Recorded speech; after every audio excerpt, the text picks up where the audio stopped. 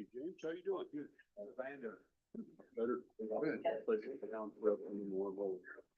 Now the only had we did was stabilized. We've got an appointment. Yeah. And Tiffany's here. So. Yeah, good. Yeah, thanks. Sure, it's not user error, honestly. They're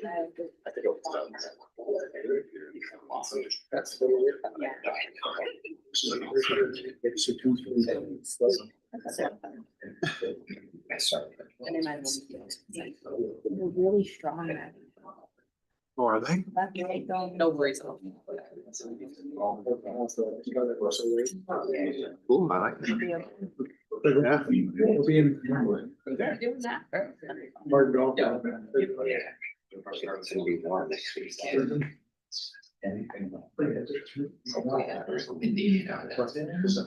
always try to get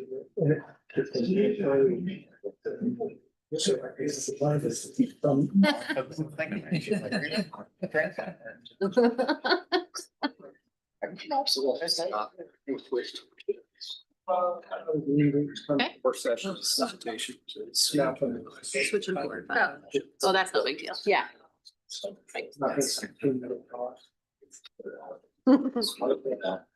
Two. Don't go purpose in there. Oh, they don't go purpose.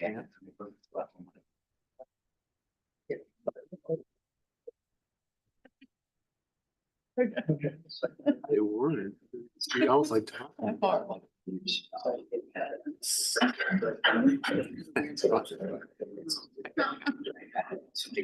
Figure it out. You know, it'll be or it won't be. his son's college. So At some point. oh, good state. People, he was telling me. Right. Yeah. Good. Yeah, then there's way too many. Oh.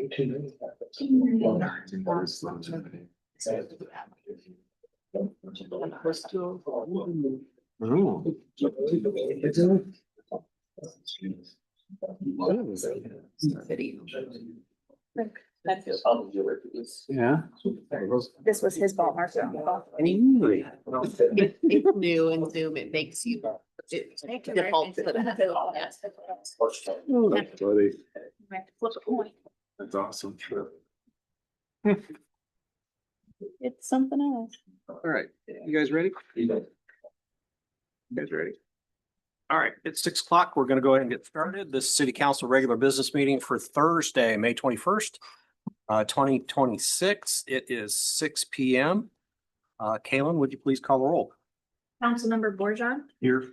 Councilmember Brown, Councilmember Cool, Here. Councilmember Meineke. Here. Councilmember Porter. Here. Mayor Phillips. I'm here as well. We do have a quorum, so we'll move on. Next item is the Pledge of Allegiance. Would you please rise and say the Pledge of Allegiance with me? Pledge allegiance to the flag of the United States of America and to the republic for which it stands, one nation, under God, indivisible, with liberty and justice for all. Okay, would anybody, well, I'm going to move items, I'm going to switch items 4 and 5 on the agenda so the partnership can do their thing and then get out of here if they want to. Anybody like to move any of the consent agenda items to the regular agenda? Hearing none, can I get a motion to approve the agenda as amended? Motion. Okay, so motion by Cool, seconded by Borjan. All those in favor say aye. Aye. Aye. All those opposed, same. That motion carries. So item number 5 is presentation by the Greater Des Moines Partnership. Tiffany's here. Thank you. Good Thanks for evening. coming. I'm joined by my colleague, Ryan Carroll. Hi. Clicker, thank you. Good evening, Mayor, Council, and city staff. Really appreciate you taking time to hear from us and give a quick economic development update. I'm Tiffany Tashek. I'm the president and CEO of the Greater Des Moines Partnership. And essentially, our message for you tonight is one of gratitude. We were here with you not too long ago. Really appreciate you and your continued leadership and all that you're doing, certainly for the city of Norwalk, but also for the region overall. We also want to share with you some updates on what's happening related to overall economic development in the region and ways that we've been working with the city of Norwalk. So as a quick reminder, we are the regional economic development organization. We focus on economic development and talent development with public policy as a supporting strategy. You are one of our investors. We very much appreciate that. Thank you. We have over 400 investors. We are considered a nonprofit, and we represent over 7,200 regional chamber businesses, members throughout the region, and that's through our very unique affiliate model that we have. We represent a CSA, or combined statistical area, of about 940,000 people. That is a very important number because once we hit 1 million, we will instantly be eligible for additional economic development projects, which given we are very interested in pro-growth, that is something that we're really excited about. So I want to continue to see that population grow. As noted, we work with a number of affiliate chambers throughout the region, including with the Norwalk Area Chamber of Commerce, have a great relationship there. And collectively, because of our unique model, we are the second largest regional chamber of commerce in the entire country. And that is really important as we're looking to get things done at a federal level. We have a louder and stronger voice when we have one voice. And that's what we do, representing one region and one mission. Every 5 years, we go out and ask you and our investors what's of most interest to you. What would you like us to focus on? So these are the 5-year strategies that we heard about for our 23 through 27 investor work. And this year specifically, so we also come back out and every year ask you, what are your priorities related to that ladder up to our 5-year strategies? These are the priorities for this year. So no surprise, economic development, number one, talent development, quality of life, AI and innovation is new this year, as well as continuing to position our region as the place for the future and continued growth. And then storytelling is really important to us. This is a data point that we believe is very important. It's actually one that's been picked up by national media, and that is the fact that our region collectively has $5.7 billion in capital investment and economic development activity underway right now. Another $2 billion in the queue. And that is really, really impressive for a region our size. So we wanted to just call that out and thank you for being part of that momentum. Also want to call out the fact that we recently announced a big win for the region and you all were part of that. The fact that you understood and signed on and got behind this HQ project coming to the region, landing in another city, but we are all going to benefit from this headquarters says a lot. So thank you for that. So Corteva's spinoff company, Bylor, did announce last week that they selected the city of Johnston and the Greater Des Moines region as their new HQ. So again, just want to call out, you were one of the 14 cities that provided that formal support with a city resolution and or letter of support. And thank you for that. It really does matter. The site selector even said after our pitch, he said, we do not see this in any other community. This is really unique. And when he called to let us know that they selected our region, he pointed that out as a key differentiator. So we're going to keep doing that. Now I'm going to turn it over to Ryan Carroll, who is here to give an update on economic development.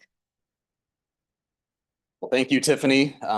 Good evening, and thank you for the opportunity to be here. My name is Ryan Carroll, so I think originally Stacy Lobon was supposed to be here, so you're stuck with me tonight. The economic development, we basically break this down into 2 key goals that we work on regionally. First of all, we try to work with our existing businesses who are here in the region to assist them, help with their growth strategies when they are physically growing their presence here in the area. And then the second part of it is we are identifying prospects, leads that are outside of the Greater Des Moines area, either as relocations or expansions, and trying to secure those investments here.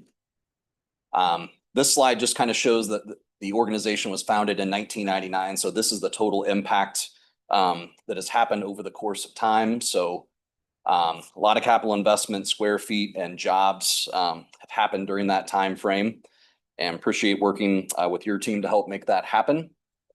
And then this is just a summary of the projects that our team worked on in the past year. And I want to say each and every one of these is truly a collaborative effort. So this is not something that we go out and do on our own. These are all instances where we are partnering with cities, counties, our utility partners, and of course, our state economic development organization as well. And I'm going to go back to a business retention and expansion, which was that first goal that I mentioned. Roughly 80% of the growth that we see over time happens from the businesses that are already here. And so this is really a key priority for us to work with our local partners to make sure that we are getting in front of those businesses on a consistent basis. And so work closely here with Holly and Chris in your community in executing that program. The goal is really to understand what's going well for them. If they're growing, there's programs that we can help them with. If they're experiencing challenges or anything of that nature, we also want to address that as well. This is a regional effort that we're doing throughout the 13 counties. And so each year we're all using the same survey instrument essentially to go out and do this. And we compile that data each year and then generate a report from that, which shows us kind of what's going on regionally trend wise. And it helps us identify areas if we need to improve on something. And then also it helps inform our marketing efforts of things that are going well out there. The second piece is the business recruitment piece, where we are trying to attract new investment into the area. And this is really truly where economic development is a team sport. And so as you can see, the Iowa Economic Development Authority markets the entire state, both nationally and globally. The partnership does that regionally, where we market the region nationally and globally. And then our communities, counties, and utility partners really help us with those responses. So when we have leads, which some of you have probably seen that have come from our office, we work very closely with local partners. So Holly and Chris, in this case, to get that response back to the client. And this is one of Stacy's slides that just always blows me away. But this shows that there are more than 10,000 economic development groups that are competing each year for roughly 1 to 200 major projects. And so working together is absolutely critical for us.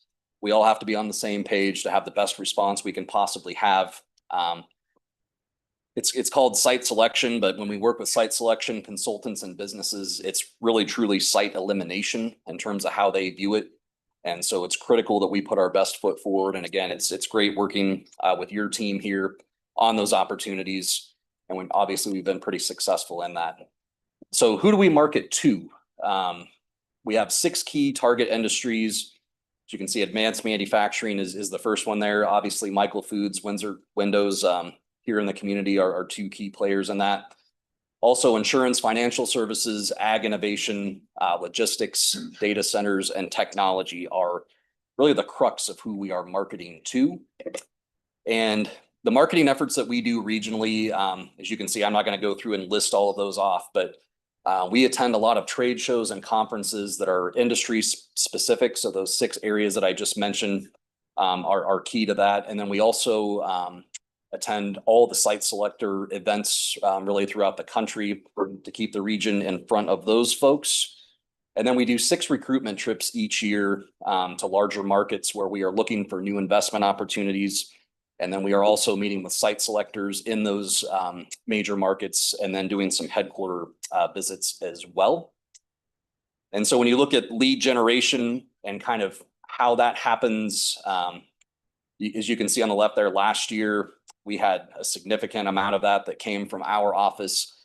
I think last year we probably had more leads total than we've had certainly in my time at the partnership. So it was a great year in terms of lead generation that our team really worked hard to accomplish. And then you can kind of see over the 10-year period there, it's generally a mix of state and local partners in addition to the work that we're doing. So again, it's really truly a team effort in terms of securing those opportunities. And then where those leads came from last year. So we had 20 different states where we had opportunities and 11 different countries that we had leads, qualified leads from. I'm going to close with this last slide, just again showing regionalism. Tiffany mentioned a couple of minutes ago the Corteva Bylor project and how critical that is, not just for Johnston, but for the entire region. This slide kind of shows from Norwalk's perspective how you play in the region as well. And so we used some of our subscription tools to kind of show in the box there, those are some of the major employers where your residents are currently working throughout the region.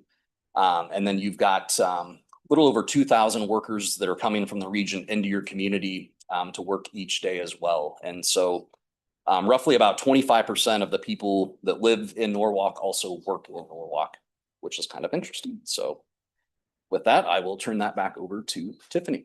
Nice job, Brian. Thanks for jumping in.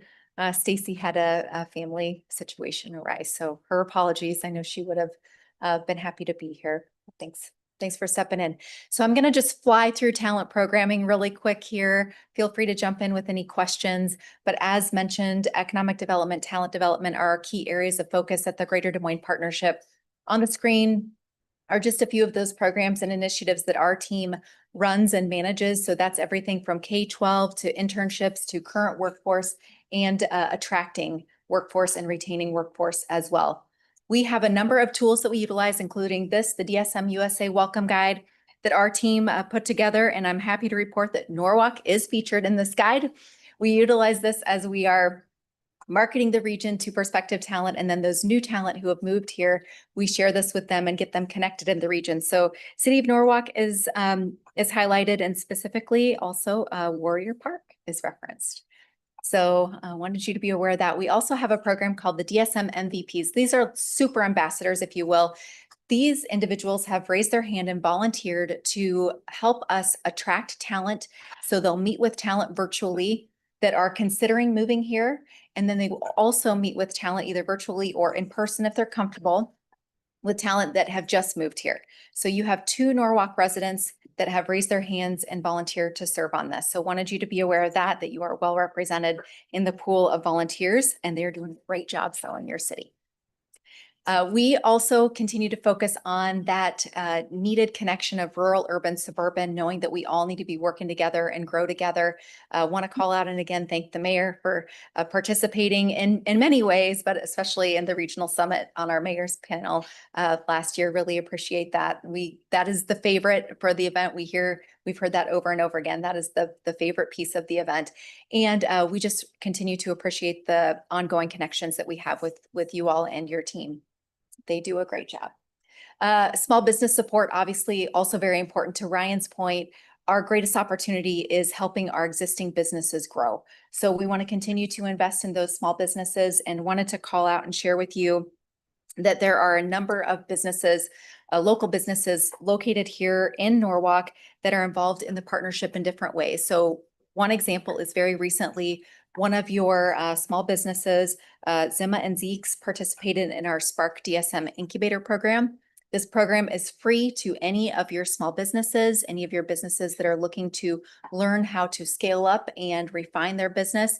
And that we also have a scale program for an accelerator program as well. So let us know if we can connect with any of your local businesses any further. Also, state policy agenda. As you know, we build our public policy agenda. It's consensus-based. It's built with support and help from our Government Policy Council. And again, we'll just call out and say thank you to the mayor, to Luke and Holly for all of your help and guidance. We had a lot of conversations with many of our cities and business leaders throughout the session. Our state policy agenda, obviously session is done, but those were our priorities. And we advocated for pro-growth strategies and policies. And it was a bit of a mixed bag, as you know, but really pleased that we were able to make some progress in some areas and also help stop some things from happening, but know that that will be a continuing conversation as we move forward in the future.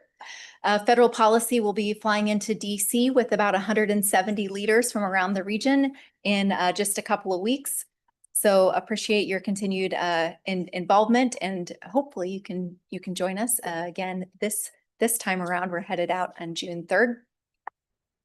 And just want to call out again the continued momentum that we have throughout the region. We really do have a great story to tell. You are a big piece of that. Want to call out specifically that ranking up at the top, the number 2 top metro for number of economic development projects. This is a ranking that we just recently received as a region. It's something we're really proud of, that we hope you're proud of as well, just to help tell the story outside of the market, even about all of the great things that are happening here in the region. Population growth and employment growth, we continue to outpace our Midwest peers, which is great news. We know that this is the growth center of the state, and you offer tremendous quality of life amenities, which help us attract that talent, and really, really appreciate your work on that as well. We also produce several events and activations. And so again, wanted to make sure that you're aware that you do have businesses participating in the downtown farmers market, as well as we've had hide and seek ornaments you keep here featured in Norwalk. That's where we hire a local artist and they hide ornaments around the city, and we promote it on social media to get people to move around and hopefully spend local or buy local, spend money while they are searching for the ornaments. And then the World Food and Music Festival, we also have a local business involved and a vendor at that. In addition, we have had a number of other businesses. In 2025, we had 5 additional Norwalk businesses involved and vending at some of our events. And this year we have 9 Norwalk businesses that are signed up to be vendors at our events. We believe in the power of telling the story, so we continue to focus on communications and marketing, and would be happy to help you with getting additional word out on the great things that are happening here. You know, we've been able to do some of that already. We have a new storytelling hub that we recently launched. So please let us know how we can continue to help you get the word out about the great things happening here. Want you to see that this is just a snapshot of some of the benefits that you receive as a municipality investing in the Greater Des Moines Partnership, and some calls to action. So no surprise, we want to continue to work with you related to our state and federal policy and agenda, and also want you to continue to be a partner as we move forward in shaping and sharing the story and attracting talent and economic development leads into the region. With that, I will say thank you again and answer any questions. What your AI and innovation strategy, like, is there anything to say there, or what's the focus there for you guys? Yes, thank you. So we are building out an AI fluency tool. So this is something that will be informed by investors who are interested. We know that we have 5 generations in the workforce currently, and everyone is leveraging AI in different ways. We have some really large businesses involved that are leveraging AI, and then we have really small businesses and everyone in between. So we want to create a tool to help any size of business, any size of organization, to leverage AI to the best of their abilities and what they're comfortable with, knowing that every business has their own needs. So we're working on that currently. We'll be working on that throughout the year and hopefully have something by year end.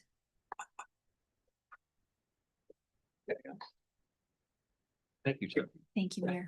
Thank you. Have a good night. Yeah, thank you. All right, item number 4 is a dedicated work session. So this dedicated work session is for mayor, council, and staff. If or when this item ever comes up to a regular agenda, we'll ask for public input at that time at a regular meeting. And so the regular city council meeting is going to begin immediately following this work session. So Kelsey's going to guide us through a discussion about golf carts today. You're on. Going down front. Should I get out front? Hey. If you want to. I can barely see over the. Whatever you want to do. Are you guys golfers? No, not golfers.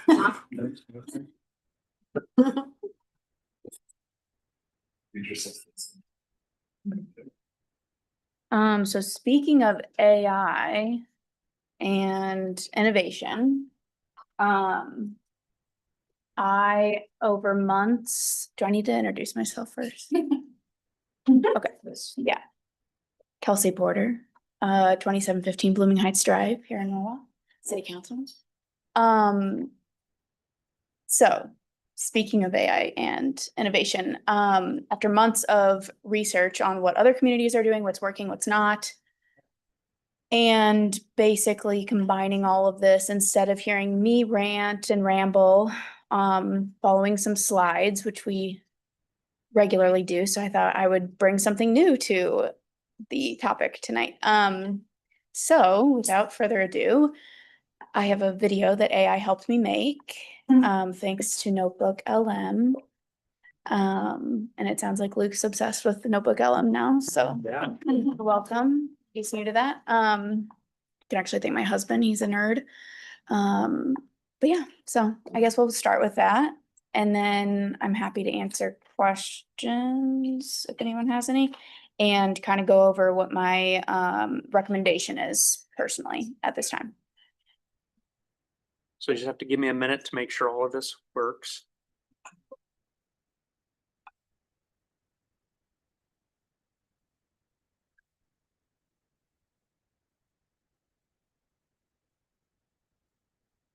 There's some quirky details because AI is not perfect, but neither am I, so I couldn't judge it. That's on speaker.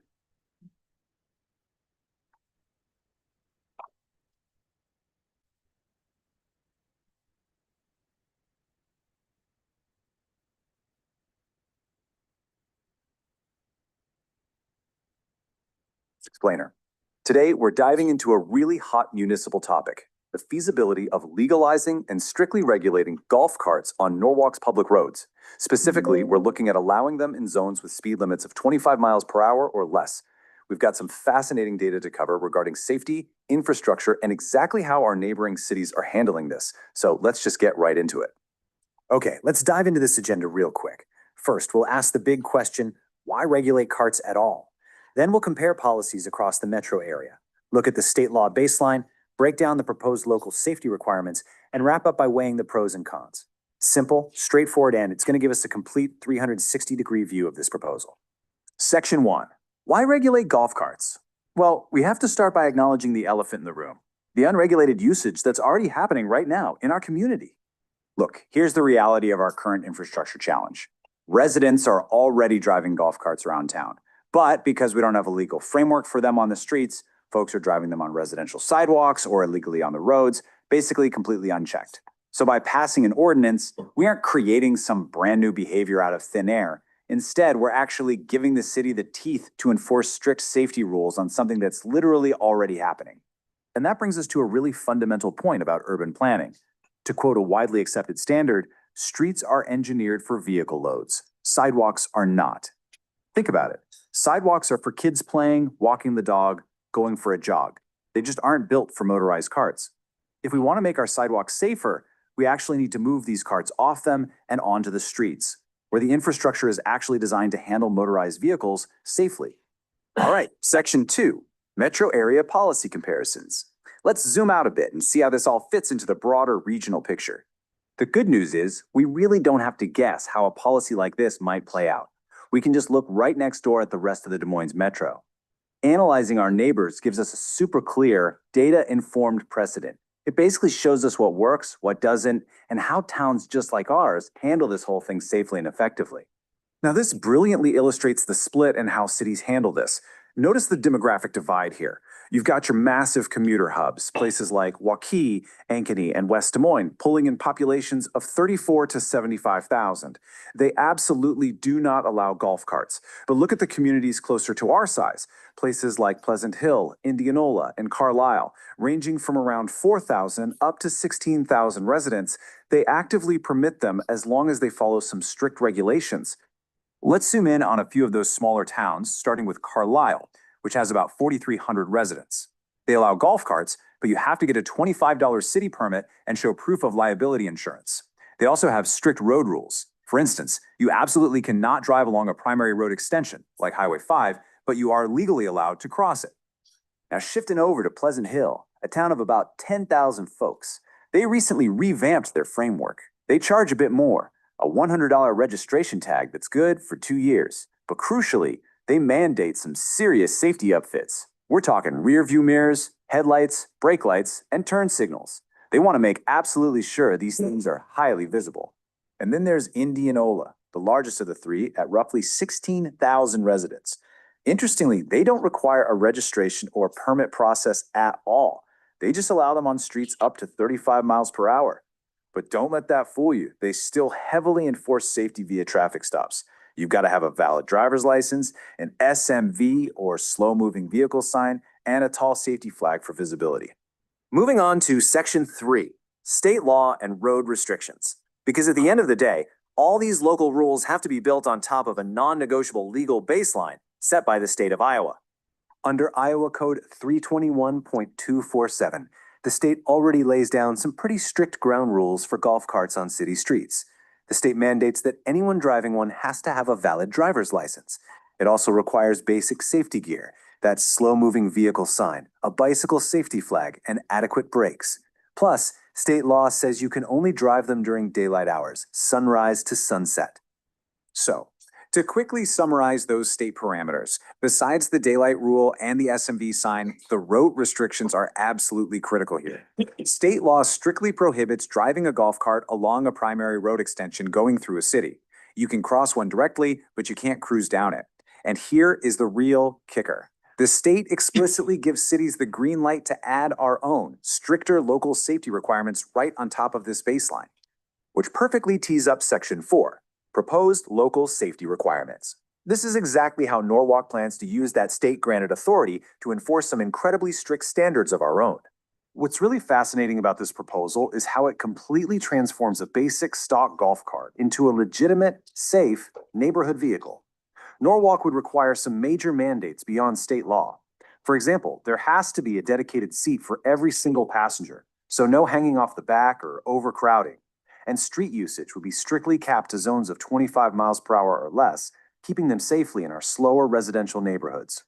Let's break down the exact upfits required here, because it's pretty extensive. To legally drive on Norwalk streets, your cart must have turn signals, brake lights, headlights, and rear view mirrors. On top of that, you need proof of liability insurance, and we're proposing that drivers must be 18 or older with a valid driver's license. So we're making it crystal clear. Only heavily modified, truly road-ready carts are going to be legally permitted. Now, you might be wondering, how are we going to track all this? Well, for the sake of administrative efficiency, we're actually not proposing a registration or permit process right now. Why? Because managing a permit system creates a massive amount of paperwork and labor for city staff. By skipping a local permit fee, we avoid bogging down City Hall, while our police force can still actively enforce all these safety upfits and rules just through standard traffic stops. It's really about working smarter. Finally, Section 5, weighing the pros and cons. To make a truly informed decision, we have to take a step back and look objectively at the total impact of this policy. Let's weigh these side by side.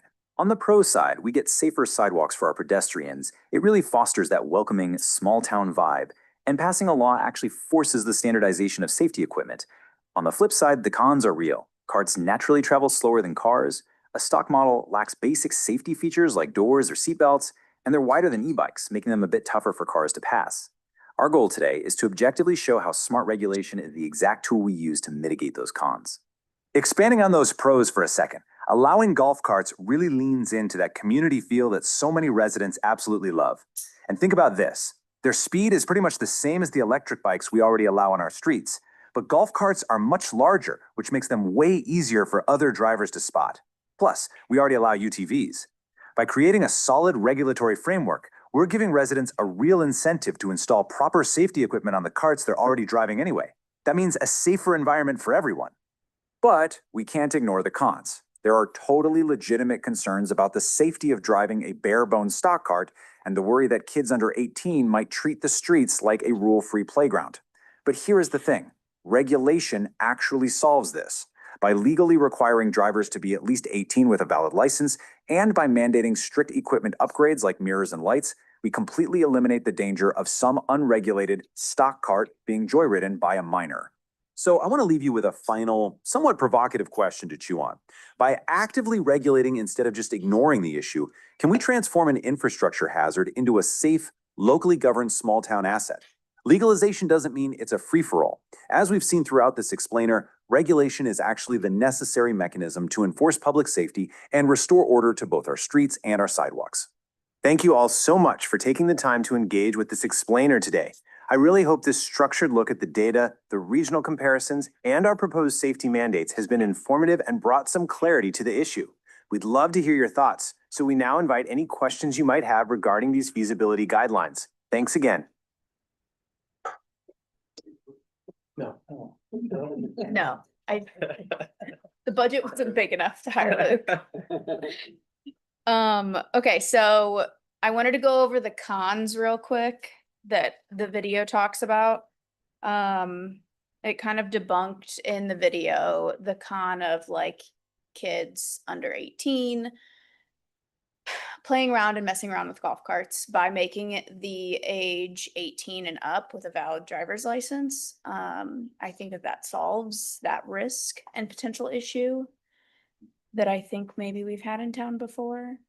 All the reference to sidewalks. So I do not live over there, but obviously this is a hot topic over in Echo Valley.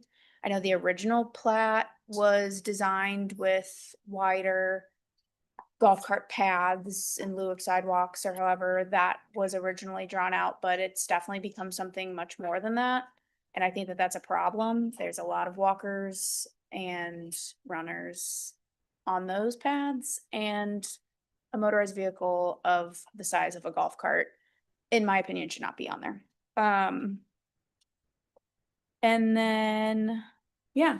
So basically what I'm proposing at this time is that we work on an ordinance similarly to Pleasant Hill, Indianola, Carlisle, making golf carts street legal on roads 25 mile per hour or less, with a few more in your packet and in the video. Stricter safety regulations. Yeah, do we have any questions? And just to be clear, right, like we could choose to say valid driver's license, right, versus 18. For sure. We could choose to say taillights or headlights versus turn signals. Those are choices that we can make to go above and beyond, right? Right. I think originally we didn't say rear view mirror in the video. It said rear view mirror, like that could be a choice, right? I think we want to make it feel like what's safe for our community, right? So For sure. And rear view mirror is something I became passionate about, hearing there might have been an incident actually over in Echo Valley recently with somebody backing out of a driveway and a pedestrian on a sidewalk. I've been in a lot of golf carts that do have rear view mirrors, so I don't think that that's asking for too much. And if you're on the road, then you, in my opinion, need a rear view mirror. So these are just my recommendations as someone who doesn't own a golf cart and doesn't really golf myself. And I don't live in Echo Valley, but I am very passionate about this because people are riding them. There's at least a dozen houses in my neighborhood that they are riding them in the street. And so I do think that this isn't something we can just kind of go old school, wait for something bad to happen. Let's nip it in the butt and get some regulations around it. So any other questions or comments? I was thinking about enforcement. They're already breaking the law. I mean, I get them coming from the West Moines side, coming to my neighborhood, and there's little kids hanging off the back of them, and they're from the other side of the street, but they come over, race around, go back. They get away with it. So what's the regulation going to do? There's no enforcement. The So law's being broken. mostly what I believe regulations are gonna do on the safety side of things is make these golf carts safer and also bring the adults that own the carts themselves to a standard of some kind. Whereas right now there is no standard. And what do we know about society? If there's no rules, there's mayhem. So that's what I believe. And it just brings more rules to something that's already going on. So I agree with you. They are already riding them around. I'll be upfront. Personally, I don't care. I mean, just for the most part, it's not. They want to ride around on some golf cart, that's fine with me. But just for the city to manage it, that's where my concern is. I don't buy into the sidewalk thing. I could be wrong about the weight load and all that kind of stuff, but as I've probably talked to people informally about this before, I've been to the state fair many, many years. If you're gonna get run over by a golf cart, it's gonna be at the state fair. I've never heard anybody get hit by a golf cart. Maybe they have, but I've come close. I know I've come close being hit, but never hit. So George, I think Yeah. you should come to our neighborhood in Echo where they're required to be on sidewalks. And we have lots of walkers. Golf carts are not meant to be on sidewalks that are this wide, right? And so I would say you have as good or better of a chance getting hit by a golf cart in my neighborhood than you do Stay Fair. Because per capita. But is it set up, we get the skinny sidewalk and you get the wide sidewalk? There are skinny sidewalks and there are wide sidewalks and the golf carts get driven on all the sidewalks. And so now you have walkers or runners or dogs or whatever and a sidewalk. Who's supposed to give up the right of way? Where do the people go? Are the walkers going into someone's yard? Are the people? What if you don't see them? Then another topic that we have around. I'd say the lesser. So if I'm. Scooters. Golf cart, I'm gonna step aside and go through. Scooters and other things and talk. I do think saying like, where do we want them is something we need to put a stance in the ground on, right? So. And in other parts of town, they are being driven on the road and we have no, like, it's not legal right now. So they are riding, you know, maybe souped up, no roof, and there's one in my neighborhood that got no roof. It's just like the Wild West. And I think that there's something here where we can get more rules in place and regulations so that there's some expectation for our residents who do own and are driving these, and the kids maybe that are between 16 and 18, while also still remaining this small town community, close-knit vibe that I know a lot of us want to keep, and that's what brought us to Norwalk in general. We got my neighborhood, we walk down with a cooler, with a chair. We don't need to get in a golf cart to go. We walk down to the neighborhood. Whoever's putting on the party or whatever. Sure. Again, I'm just saying that I don't know. I don't think you're making your case as it has to be, it's a want. We want to do this. It's not a necessary item. Which again, I'll go back. I don't know if I don't really personally care that much. I mean, if you want to do that, that's fine. Just no matter how the city's gonna manage it. Because it sounds like right now they're, you know, it's running amok everywhere. I see it in my neighborhood. But there's no enforcement. I mean, but I don't expect the police to be out there waiting for a golf cart to come down the street. For sure. So I have a slight different opinion, right? Like your neighborhood is different than my neighborhood. It's a need is strong, like, but we have community members in our neighborhood that are going to play golf and they have to use the sidewalks today. We have had people pulled over by using the streets and gotten tickets and or warnings because they're not allowed on city streets. Is that what we want to do, or do we want them to be in streets and have pedestrians be safer on sidewalks? So I think each neighborhood is different. I think there's people in Lakewood that would like to go to the marina, the sand volleyball places, and it's a farther walk for them, but they're in the neighborhood. Maybe they should be allowed to take golf carts. So That's where I think these other communities that are very similar to us in a lot of ways have kind of paved that trail. We don't have to reinvent the wheel. I'm not asking Jim to pull out some legal jargon that's never been written before for any type of ordinance of any kind. I'm literally asking for, this has worked for a couple other communities that are similar in size to us. How can we take what's worked for them and what does work for them and make it even better? And what will work for Norwalk? My question would be, we compare it to Ankeny and Waukee, and we're not there. But compared to the communities you're talking about, I would say we're gonna be closer to the other larger ones, somewhere between, compared to the ones you're in Enola and Pleasant Hill at some point.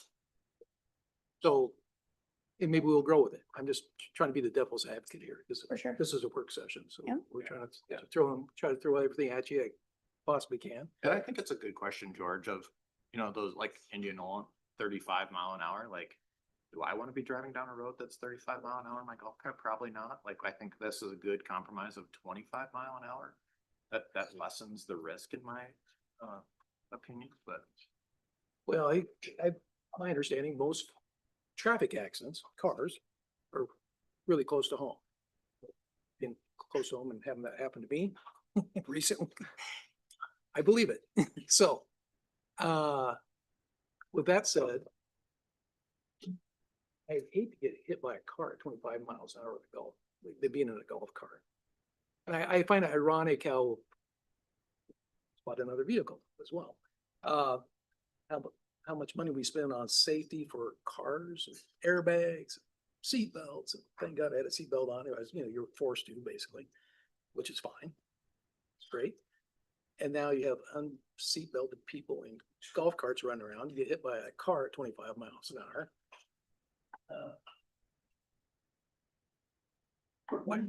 Why do we need all the safety equipment in vehicles? Well, we already My have argument- motorcycle. But from a societal bikes. standpoint, you're gonna have people maimed and injured and killed. Where in the car, they have a better chance of surviving. Sort of. Yeah, we also have UTVs on the road that don't have the same level of protections either. On faster roads as well. I guess I just have. Same argument there. If I could, first I want to congratulate you on the presentation. That was pretty Thank you. smooth. I like that. Yeah. Couple things. One, I know we've made an allusion a couple of times to the ridge and Echo Valley and everything. But the realization is that some of your sidewalks up there aren't really sidewalks. They're designated cart paths owned by golf courses. So it's kind of presumptuous for us to say no golf carts on your cart path. People want to walk there. That's kind of a whole different thing there. The other thing I noticed with the regulations and stuff that you're proposing there, and they all look, I mean, not pretty good regulation. But they reminded me of the Obama car. I don't know if you remember that, maybe you're not, you're probably pretty young. But the Obama car was basically a golf cart that had all these things on it. Yeah. And the state said, if you get a license on those Obama cars, you can drive them. Just got to keep them off the highway. And if memory serves me right, we got a couple of Obama cars in town here already. Now, maybe Jim or Chief, maybe you could tell me maybe you can't off the top of your head, but the regulations that we're looking at here, are those very similar to the Obama cars and the regulations they have? I'd be curious. Yeah. My memory of the Obama cars, not that I've reviewed it, it's more state if it's willing to give a title on it. So it's a titled vehicle as opposed to a non-titled vehicle like this, so. Yeah, they declared. It probably has, it has more, protections in it, definitely more safety things. Some of what they're talking about here, but I think it even goes beyond that. I guess I'd be interested in seeing how the Obama car compares with the proposal that she's made here. You know, see what's different, right? And the state has already authorized them. I'm remembering that right? You guys help me out. Yeah, the state classifies what you're talking about as a low-speed vehicle. And they meet NHTSA standards that were required by the state. And if you present a low-speed vehicle title at the DOT, they'll give you a registration plate and it becomes a car essentially, but it's classified as a low-speed vehicle. What the specific requirements of a low-speed vehicle are, I don't know off the top of my head. Okay, and that's a state operated program, so the city's not involved in operating that, right? Yes, sir. Okay. So I'd like to take a look at that compared to what your proposal is. And see what differences there might be and similarities. You know, and I don't want to reinvent the wheel if it's already there. And if somebody's running the show and we don't have to, that's even better. But if it's okay, I guess I wouldn't mind seeing a comparison between those two. Councilman Cool, an AI answer to that question says, to be legally driven on public roads, a low-speed vehicle must meet federal safety standards 49 CFR 571.500 and include the following: a 17-digit vehicle identification number, headlights, taillights, brake lights, turn signals, and reflexes. I don't know what that is. A windshield, rear view mirror, and seat belts. Okay, so the windshield is different, right? Than what you didn't have a windshield on yours, I don't think. Recommendation. They have windshields. Do you have windshield on there? I don't think the recommendations had it. I mean, some golf carts have windshields. I think a stock cart has a windshield. It just depends, I think. And seat belts, I think, was different. Okay, you didn't have seatbelts in what you recommended here. So what I'm recommending is actually building off of the golf cart code currently. So what the state currently allows with golf carts is you have to be 16 or older with a valid driver's license. And you have to have, it's in the packet that is in view. But they're not authorizing them on the city street. They're They're moving it up to authorizing them. cities. They authorize them outside of city. And then it's up to the city whether or not they allow it. It's within the discretion. Those are the mandatory minimum requirements that a city has to follow also. A city can't go against Right, what the right. requirements are in the code. But we can unless add the to it. city authorizes it, the state hasn't authorized it. That's inside of correct. the state. That is correct. So it's slow moving vehicle sign, bicycle flag. Operable brakes. Adequate brakes. And you must carry insurance. So if you do get pulled over, it's like a car. You have to provide proof of insurance and a valid driver's license. Okay. So that's what the state says. And that's how like Indianola and Pleasant Hill and Carlisle, Right. that's how they can kind of have what they have now. Right, that's a minimum standard. Correct, yep. So I'm recommending that. And then beyond that, things like the rear view mirror, the headlights, the turn signals. The seats. Yeah, explicitly indicating that you can't have a bunch of people piled in, falling out of the back, that it needs to be one passenger per seat. Uh-huh. Yeah, so there is already state information there and we're just building off of that. We wouldn't have to reach very much further to be at the Obamacare. Seatbelts, right? I think it'd be seat belts. I mean, if you're saying, okay, let's get to that level, what you wouldn't have is you wouldn't have the vehicle requirements as far as a VIN number and the ability to ever title it. I mean, the suggestion is Okay. we might as well just go with Obamacare because they are already authorized. So if people want to do that, they might as well get one of those. I think you can compare it and say, okay, this is what our proposal doesn't have. And you can certainly require those things in ours. But I don't think that there's a scenario where you can take an ordinary golf cart and turn it into an Obamacare. I think you have to buy the Obamacare.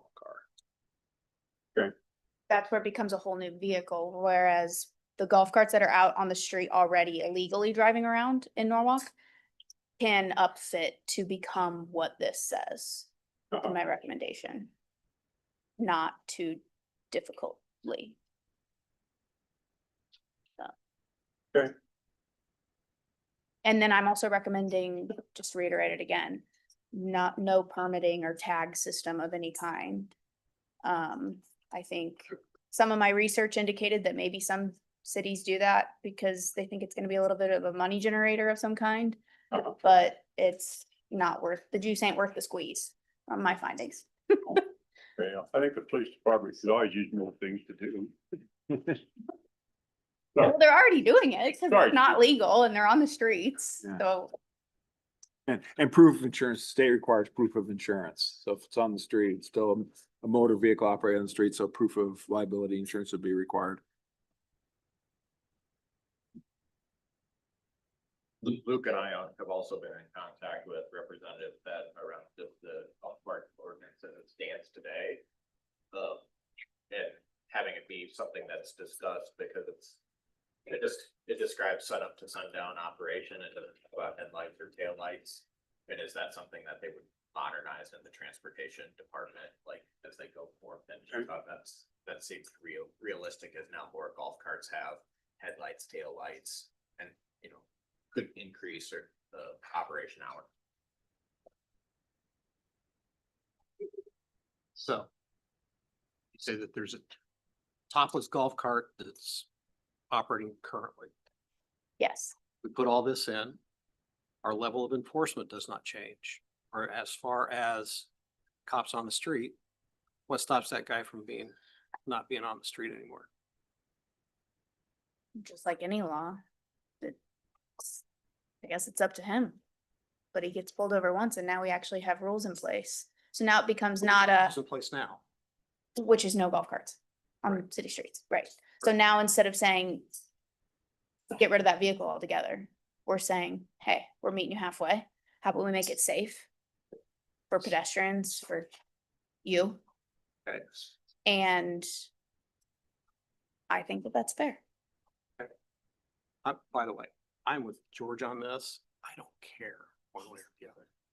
I also know you guys are sick of talking about it, and so I apologize, which is why I made the video, because I knew I would just rant for as long as you'd let me stand up here and rant, but, yeah, so I know that this has been a conversation. I joke, Kelsey, I'll tell you publicly, because I think it's funny. There'll be a laugh, but I'm set everybody up to laugh, hopefully, is you take your UTV, suppose you get a trailer hooked onto it, put your golf cart on it, drive it to the golf course or wherever you want to go, and then unload it. So you don't have to be on the streets. And my train of thought here. But point being, if you can't afford the UTV, you shouldn't be owning the golf cart either, and you shouldn't be golfing if you can't own the UTV. But thank you. Not funny. Was that delivered right? Which is why I don't think it's asking too much to upfit these carts that aren't currently to this standard with some rear view mirrors and headlights, taillights, turn signals. I don't think that that's too much, because I agree. I don't know, in my house, if you can't afford it, then you don't buy it. So I couldn't agree more. If you can't afford to upfit something to now meet the regulations. No, I know. It was funny. I just didn't laugh. Kind of. I'm hard to make laugh because I'm the funniest person I know, but, yeah, I think. My brother has a golf cart. He has a, panorama, and he drives it, and it's like it's a beast. It flies. And most golf carts, you can reach down, grab a ball. I mean, you have to get out to grab a ball. It's up. So they drive it on the roads, but He lifted his golf cart. yeah. Apparently, yeah. Okay. I think it's also good to remember that this is on 25-mile-per-hour streets or less. Yeah. So. Well, the last comment I'd like to make Okay. is that there's probably a reason why they put those requirements on the Obama code. Yeah. And I think it's because of safety. And I'm sorry, it's an ex-police chief, right? When I look at things, I think about safety. What could possibly go wrong? And I hate to say it, but the way this is set up, I can see a few things that might go wrong. Okay? And you know, when the Obama car came out, I thought that was a terrible idea. I really did. And we don't have a lot of them around, so maybe some people agreed with me, I don't know. But I just have a lot of trepidation, you know, safety wise. Not about any people or not about any particular, you know, group. It's just traffic safety. And there's a reason that they demanded those standards on the Obama code. I agree with you, and I think safety is a concern. I think that's super important. Like, as Kelsey has worked on this, and I've helped have conversations about it. We asked Chief to reach out to various communities that have implemented this, and I think you've talked to peers, right, in other places, and probably have some anecdotal comments. Like, it's for the most part been fairly positive comments, then, right? The Carlisle chief reports that they haven't had any issues. The Indianola chief reports that if there are issues, it's carts driving after dark. The Johnston chief says their carts are legal for one specific purpose in one specific spot for somebody to drive from one place to another. So it's not citywide. Pleasant Hill chief never answered. That was what I found out. Thank you for doing that, by the way. I guess, should we ask about UTVs too, since that's been a recent thing? Has that become, I mean, they're on roads that are not just 25 and under, but has that To become? my knowledge, we have not charged a UTV with a city violation since they were illegal. That's not saying we didn't, that's saying to my knowledge. So at one point in time, I did not think the Echo Valley Country Club would allow carts on the course that had slow moving vehicle signs and flags. Is that still true? Well, there's no rules. I know we definitely have some that have flags, both orange and or handicap flags. So that could be a takeaway that I can follow up with Matt fast, you know, after That'd be good. So you said the big cities don't allow them. So at what point do we take it away? So that's a good question. I've thought a lot about this. What I see with growth in a business, with growth, there's always growing pains, with growth in a city. If you can, habits are really important. And if you can accommodate your life, let alone a whole community's life, to the habit of bringing their golf carts to a safer state than what they are now, and get people used to it, I don't see it being a huge problem when we're only allowing them on streets that are 25 miles per hour or less. There's always probably, or at least in most of our lifetimes, there's always going to be parts of Norwalk that are not necessarily connected by 25-mile-per-hour streets. It's like right now, for example, I live right smack in the middle of Timberview and Blooming Heights. If I owned a golf cart and we made these street legal based on my recommendations today, I could go through Timberview, I could cross the G14 and go into Timber Ridge, I can go into Blooming Heights. I can't go anywhere else because the roads don't lead me there. And other neighborhoods are the same way. And I think that that'll be the case for a very long time. But again, I think that if we were going the more route of Indianola, where we're kind of aligning with that state regulation of 35 mile per hour or less, now I think we're in trouble. And that was a big part of why my recommendation is 25. I think it helps grow. I think that that'll help us ease into any rapid growth from here on out. Okay. Chief, in the e-bike ordinance, do we have references in there that indicate that pedestrians have the right of way, or that the e-bikes have to slow down for pedestrians? I think there is I think there is mention of pedestrians, pedestrian e-bike conflict. And I believe pedestrians win that in our ordinance, but I agree with I you. haven't read it in 2 weeks, so. I agree with him, and I think in state code pedestrians always have right. Pedestrians always have. But we need to make that, if we do create an golf cart ordinance, and that comes before council, that needs to be written into that ordinance as well. But the other thing too, Mayor, is that when we allowed those all-terrain vehicles on the street, yeah, we had a list of equipment that requires them to have.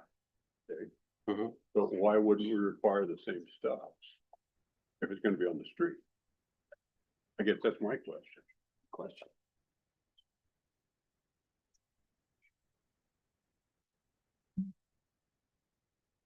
Oh, I had a comment. Good question.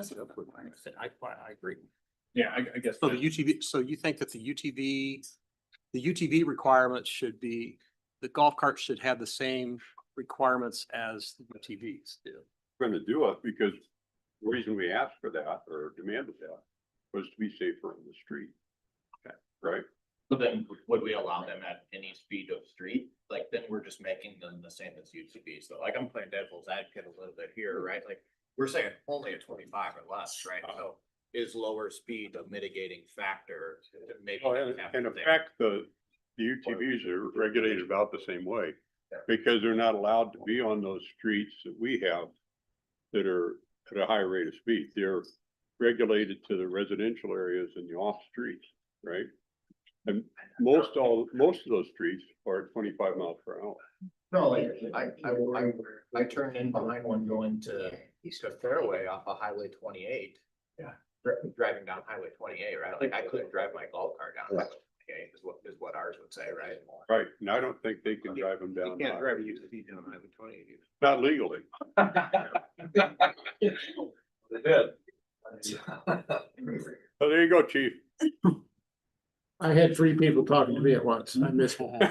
So you're saying UTVs are only allowed on 25 mile an hour roads? So that's my remembrance. 35. UTVs are allowed on any road, regardless, or there's no speed limit requirement for UTV. However, the UTV is not allowed to go faster than 35 miles an hour. And the UTV is not allowed to operate on Highway 28 There you go. from city limits on the north side to basically Elm Avenue on the south side. But it's allowed, they're allowed on any other street, regardless of the speed limit. They just can't go faster than 35.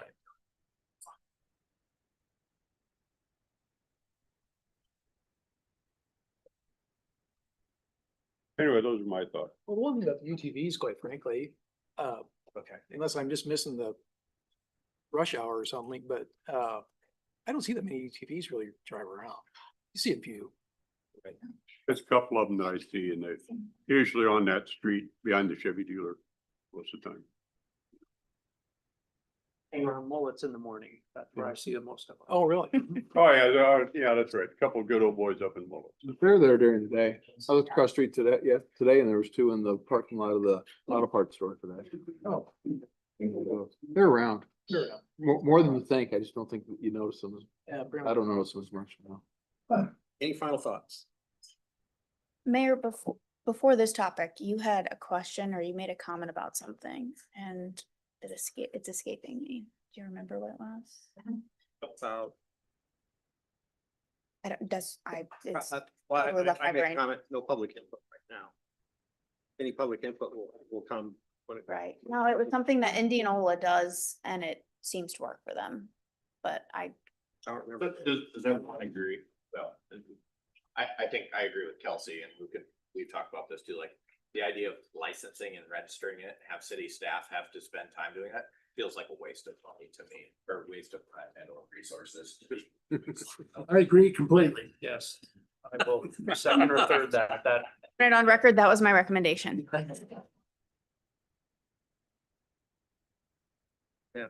Oh, here it is. I know what it is. What? Okay. What?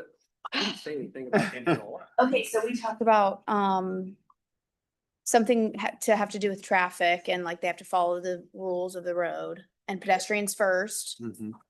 So Indianola requires operators to be subject to local traffic, Indianola traffic code. Okay. So they explicitly say that even though you're on the road, that's already implied by the state, but they reiterate that. Yeah, I think So that's something like that could work. yeah. Things like assurance of stopping at a stop sign. Yeah. Yes. Oh, so glad that would have kept me up for So weeks. I'm curious, as far as the public goes, who's here to listen to this discussion? Well, look at that. Thank you. Golfers, huh? Okay.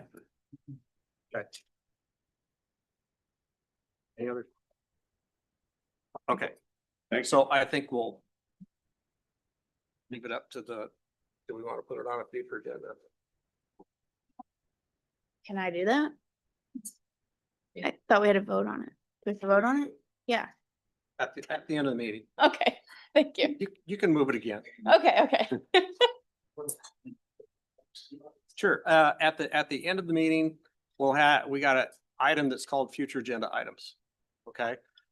It's an opportunity for council members to put an item on the agenda to be talked about at a future meeting.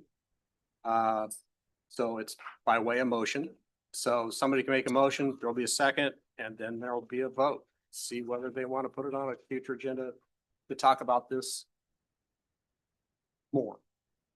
I have one more comment. Sure. So I'm all about like asking for forgiveness rather than permission, which is why I've been pulled over in a golf cart by one of Chief's lovely officers. I do not own one, but I was thinking about owning one. Now I don't know if I ever would anyways, but Just get a UTV. well, I might have to, or maybe I get this Obama cart. I don't know. But I think rules can be hard. And I know I heard throughout the video in my speaking some sighs or moans or groans and whatever those meant and were directed at. I think that change is very hard. There's a book called Who Moved My Cheese? I recommend everybody read it. change is hard. So if you're already illegally riding a golf cart on the street, you're probably not gonna like my recommendations. If you are riding one on the sidewalk in Echo Valley and you're perfectly happy with that, you might not like this recommendation. But I think that this is a really good way to put safety first and make that a priority, and in a very reasonable way for Norwalk. So that's it. I'll stop. Okay, I got another question then. Okay. Neener. Oh, man. So would you put in the ordinance that golf carts cannot be ridden on sidewalks or trails? Cannot be driven on sidewalks and trails. that, yes, but that also might already be in the state. I didn't focus my research on that. Sunset, this is why we looked up the representative Fed about the operating hours, because Right. we know people are going to go to the draft house or to on other trails and or be playing golf, then it gets to sunset. And then how are they supposed to get home? If we say they can't be on roads after sunset, and now if you, like, what are they supposed to do, right? And so Walk home. leave their cart and walk home. Yeah. Maybe. It's the same thing as if you decided to go out to dinner and you had too many drinks, Outside. then you shouldn't drive. Outside and see when the sunset and then just go home on time. I eat dinner at 5 PM, so this is a non-issue for my household. Just saying. I would point out when we're talking about sidewalks, really, we're talking about the ridge.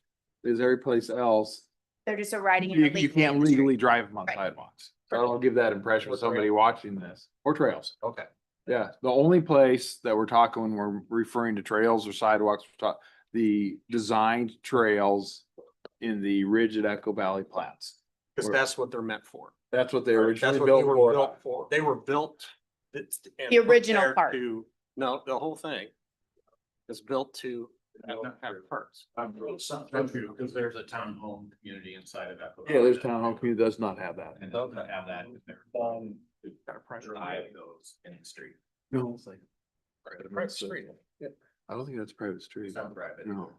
Okay. They just don't have them in there, but you know, wherever those trails were designated, I don't even think necessarily all of them within the, Okay. within the ridge, even the exact sidewalks were designated on the plats, but that'd be council discretion. Council could say, okay, we're allowed on those, we're not gonna allow it.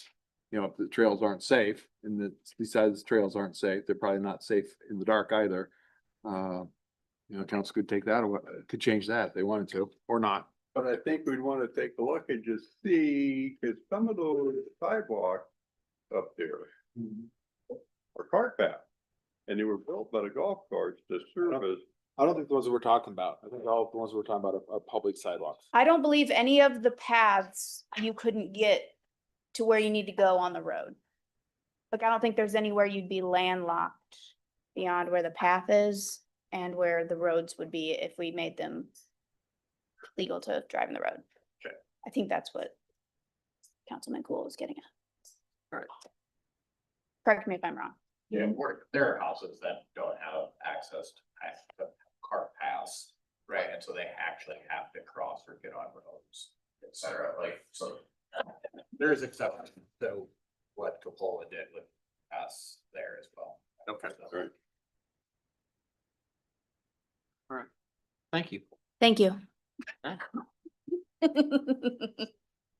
presentation. I like that. That was good. Moving on. Item number 6, welcome guests and public comment. Thanks for being here tonight, participating with the meeting, listening in on the work session. That was awesome. At this point in time, we give you an opportunity to come and address council for non-agenda items. We'll give you 3 minutes time limit on those. Realize that we can't take action on those types of items tonight since they're not on the agenda, and that would be a violation of open meetings law. Also, if you'd like to comment on any item that's in the consent agenda, now would be the time. Do we have any takers?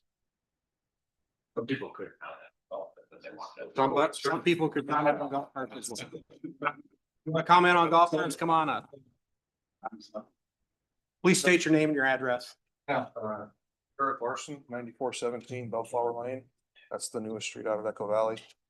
As you guys are discussing the golf carts, please, I don't care what you do in the rest of the city, it's not gonna affect me, but personally, like, think there's some assumed responsibility or the assumption that if you go to Echo Valley, it's a golf course, that you're gonna see golf carts. So having them on the streets in Echo Valley, to me, as a resident out there, doesn't seem like a big deal driving from a neighbor's house. Or more importantly, getting from my house to the clubhouse, I have to cross one street.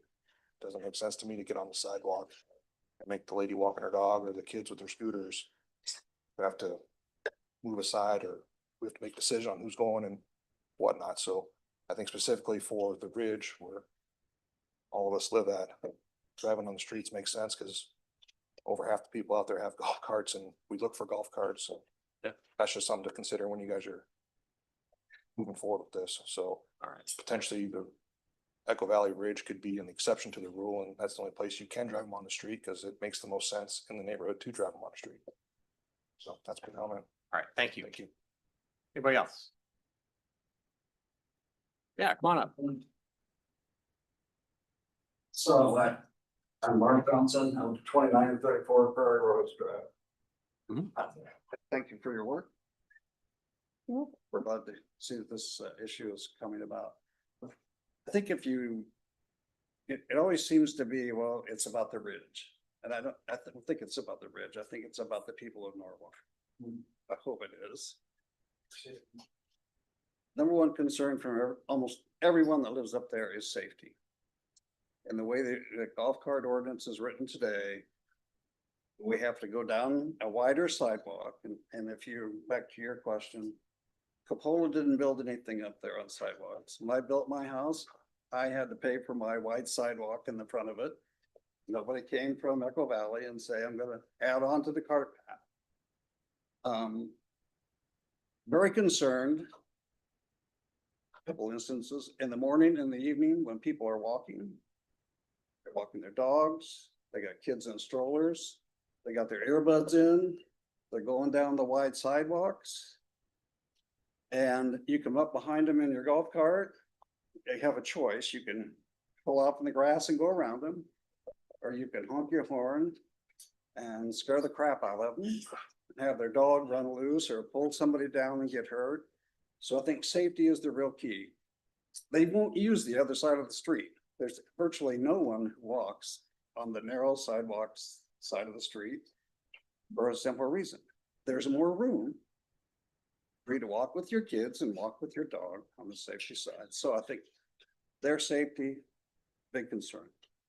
As an owner of a golf cart, I'm concerned about personal safety for me and the other owners of the golf carts. I think you can regulate this thing to however deep you want it to go. I assume a smart car is an Obama car, right? Talking about, I don't know, little smart Little cars. different, but. It's a little bit different, Um, but it's different. But anyway, people are very concerned up there about their own safety. And the safety of others. We don't want anybody to get hurt. We don't want anybody to get hurt in the street. We don't want them to get hurt on the cart path. When you have regulations that you're talking about or conditions to have that privilege to drive, by rights, you should have some, what happens if you don't, right?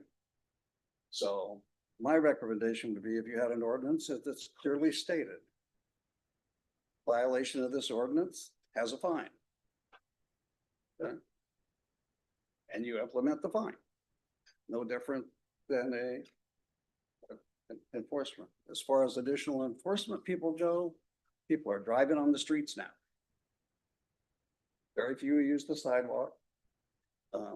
So I don't think there's any increased burden about having to set up cars to watch who's driving their golf cart in the street or this or horn honk or whatever. But anyway, I appreciate all the work. I just want to make sure you know that from my perspective, this is all about make sure people are safe, make sure we're safe, and we just kind of move on. Thank you. One quick comment I will say about people driving too. We have wider paths and people will turn and it'll trample people's yards, and we've had a homeowner put a fence post at the very corner where car posts are supposed to be because they don't want your yard wrecked. And so like that's probably perfectly legal for that person to put a fence post there, right? But like, it's gonna incur bad behavior as well too.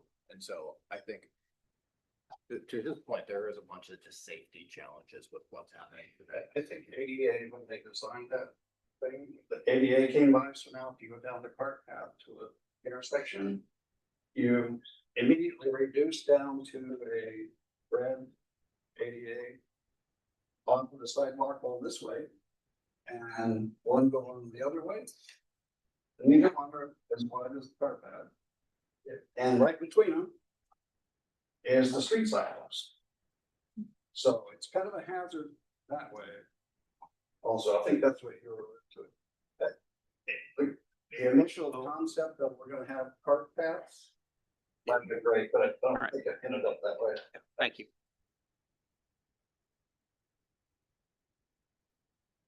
Shane Miller, 9403 Foxtail Drive. We just moved to this community, and the only reason, or one of the major compelling reasons to move out to the Ridge was to own a golf cart and to have access to the club and to be able to come and go as we please.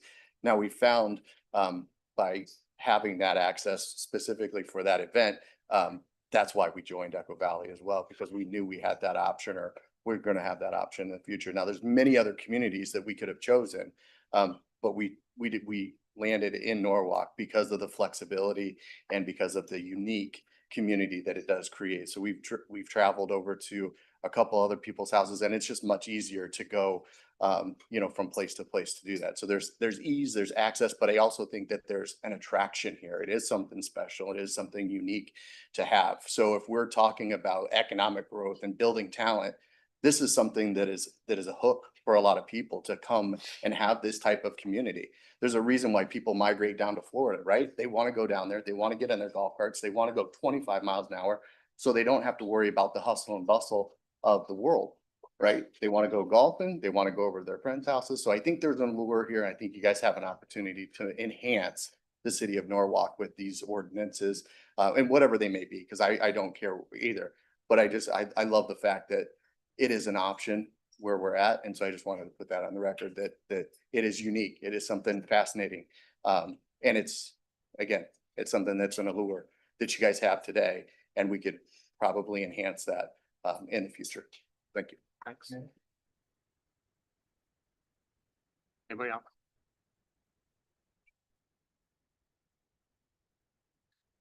I don't know any of these men. Oh, sure. I don't. Jared Huseman, 1060 Madison Street, Norwalk, Iowa. I have nothing to say about golf carts. So what I'd like to address actually is the revocation of my parking waiver that happened at the last city council meeting, to my knowledge. I want to acknowledge right away that building does not have certificate of occupancy. Did not know that, or I knew that. We're working through that as well to get the building up to its full compliance with the city.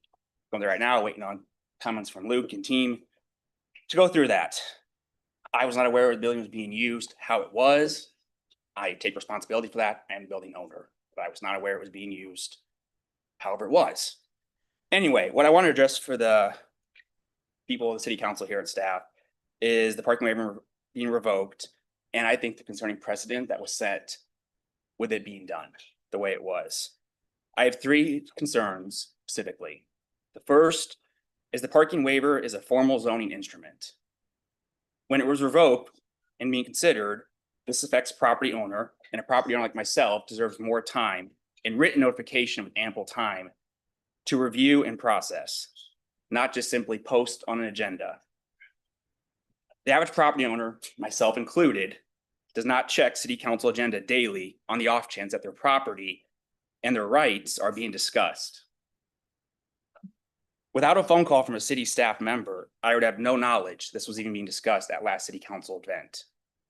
I think this is a concerning standard for the city council to set as a precedent to discuss property owners' rights without having a city staff member know them. No notification, no email, no mail, nothing. I happened to be on a flight at last city council, or I could have actually been able to attend. I was given less than 24 hours notice. Continuing this theme, I want to also make one important distinction. The certificate of occupancy is a building permit matter. That's a separate department than planning and zoning. These are two distinct issues, planning and zoning, certificate of occupancy. Building permit, planning and zoning, city council. Two different things. I am concerned that one was used to justify and intensify the other one. And I want the council to be aware of my concerns as a property owner and developer in this city. My second concern is the complaint itself that triggered this revocation. To my knowledge, it was a single verbal account with no photographs, no documentation, and no formal investigation following it. I'm not questioning the validity or the credibility of the person who raised it. However, credibility alone is not a source in evidence. It's just credibility, but that's not evidence. A verbal account should trigger an investigation, not an immediate revocation of something that was issued by Planning and Zoning City Council months prior, or even years prior. The bar for revoking a formal granted waiver should be higher than it was, in my opinion. My third concern is proportional response. I believe a revocation was not the only option available. A written warning, a notice of concern, a deadline to remediate, any of these would have given us time to address any problems. We received none of that. I don't believe this was a proportional response, again, in my opinion, especially without supporting documentation and evidence. I am filing a formal complaint and appeal of this, and I am going back to planning and zoning as requested by the city to go through this process. I fully intend to work with the city and planning and zoning and every staff member here to get the certificate of occupancy done and to go through this process again as provided by the city planning agenda. But I am concerned that this was a precedent set. My property rights were taken away at short notice with no notification. That's all I have. If you have any questions for me, you can have them. I just want to make a statement for the record. I'll be going back through planning and zoning, back in front of all you here probably soon. My parking waiver, variance, whatever that may be. That's all I have. Do you have any questions? Mayor, can I make a comment or? I think your comments are okay, but well, no, I don't mind a comment, but I don't want discussion as the council can't deliberate this issue because it's not on the city. So if you make a single comment, you're not deliberating, but if 3 or 4 of you suddenly start want to make comments and competing, then that'd be deliberation and we probably cut it off. Okay. I guess I got an observation. Okay. You know, parking regulations are there for safety. Absolutely. Right. And I don't think you disagree with that. No. And when we issued that to you, I remember being here when it was issued. I wasn't here for this particular action you're talking. September, I believe it was. We were here. But you agreed to certain, right, stipulations. Those stipulations were there because of safety. Mm-hmm. Okay, so this was an unsafe situation. There's no reason to put it off for 30 days. You stop an unsafe situation from where I'm coming from, you stop it as quick as you can. And then you go ahead and deliberate on it because you know that nothing bad's going to happen in the interim, right? And just watching it, I wasn't involved in it, but it looks like the city was trying to do that. Stop something that was unsafe, and then go ahead and forward it to the people that work in that area, planning and zoning, to review this and try to find some kind of an answer, right? Can I ask a question? Sure. Where is the evidence and the proof this was an unsafe, whatever? I don't even know fully what the complaint was. I have not been initiated. I've not been seen any complaint. I have not been told. All I know was that we had a complaint and that our parking waiver was revoked. Sure. But I don't even know what the complaint was. It'll be in the nature of the complaint. But what I'm talking to you about in general terms, I mean, you can discuss with the staff the particulars of the complaints. But I'm talking to you about in general terms, parking regulations are there as a matter of safety. I understand. I'm just saying I have not seen the even complaint itself. All right. Okay. I agree with safety. I appreciate where you're coming from. All right. Anyway, that's all I have. Thanks. All right. Item 7 is consent agenda. Can I get a motion to approve the consent agenda? Second. Motion by Meineke, seconded by Porter. Caitlin, would you call the roll? Councilmember Borjan, Yes. Cool, Yes. Minneke, Yes. Porter. Yes. All right, that motion carries. Item 8 is old and new business for consideration, discussion, and possible action. Excuse me. Item A is a resolution approving a service agreement between the city of Norwalk and the Norwalk Area Ministerial Association. Excuse me again. The Norwalk Area Ministerial Association, or NAMA, is going to have a pickleball tournament as a fundraiser. NAMA would like to host a tournament at the field house, and they've asked to waive rental fees. As staff began to discuss this, it became apparent that this could cause other nonprofit organizations to make the same type of request. At the April 16th council meeting, council directed staff to do some further research around using LMI funds for the request. The finance director has found that this is valid use of LMI funds. City attorney has drafted a formal service agreement around the funds the city will be giving to NAMA. Jim, I'm going to turn it over to you for the explanation of the service agreement. Okay, well, basically the service agreement comes as a result of, there are some pretty strict rules that the state auditor has put out regarding cities,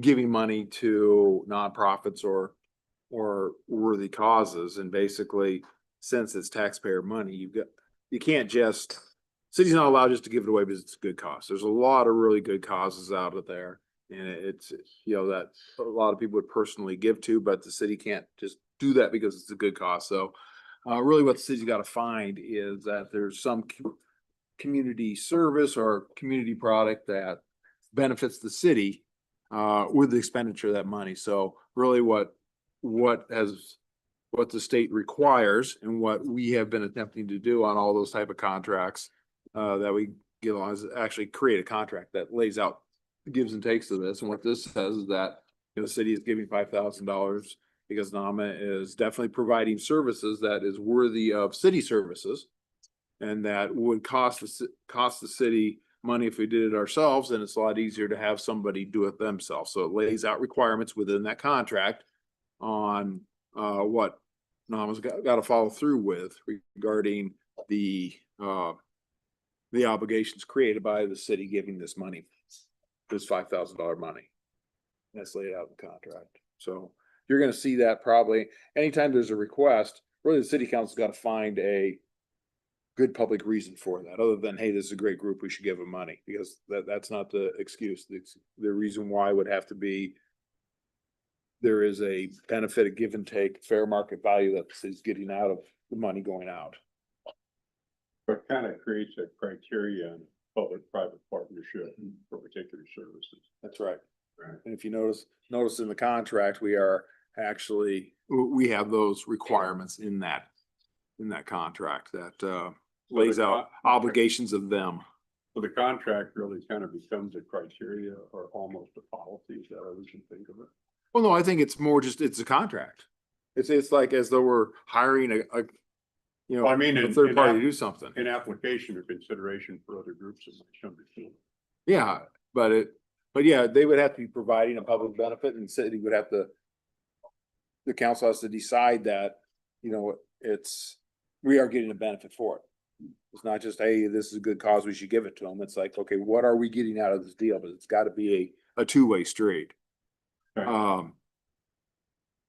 So, we've got performance standards in the contract, basically, that they've got to keep track of the individuals, families served, that the funds provided by the city shall be used for the benefit of the citizens of Norwalk. So it's not just a general statewide type thing. It's definitely for that. There's certain record keeping that they've got to keep.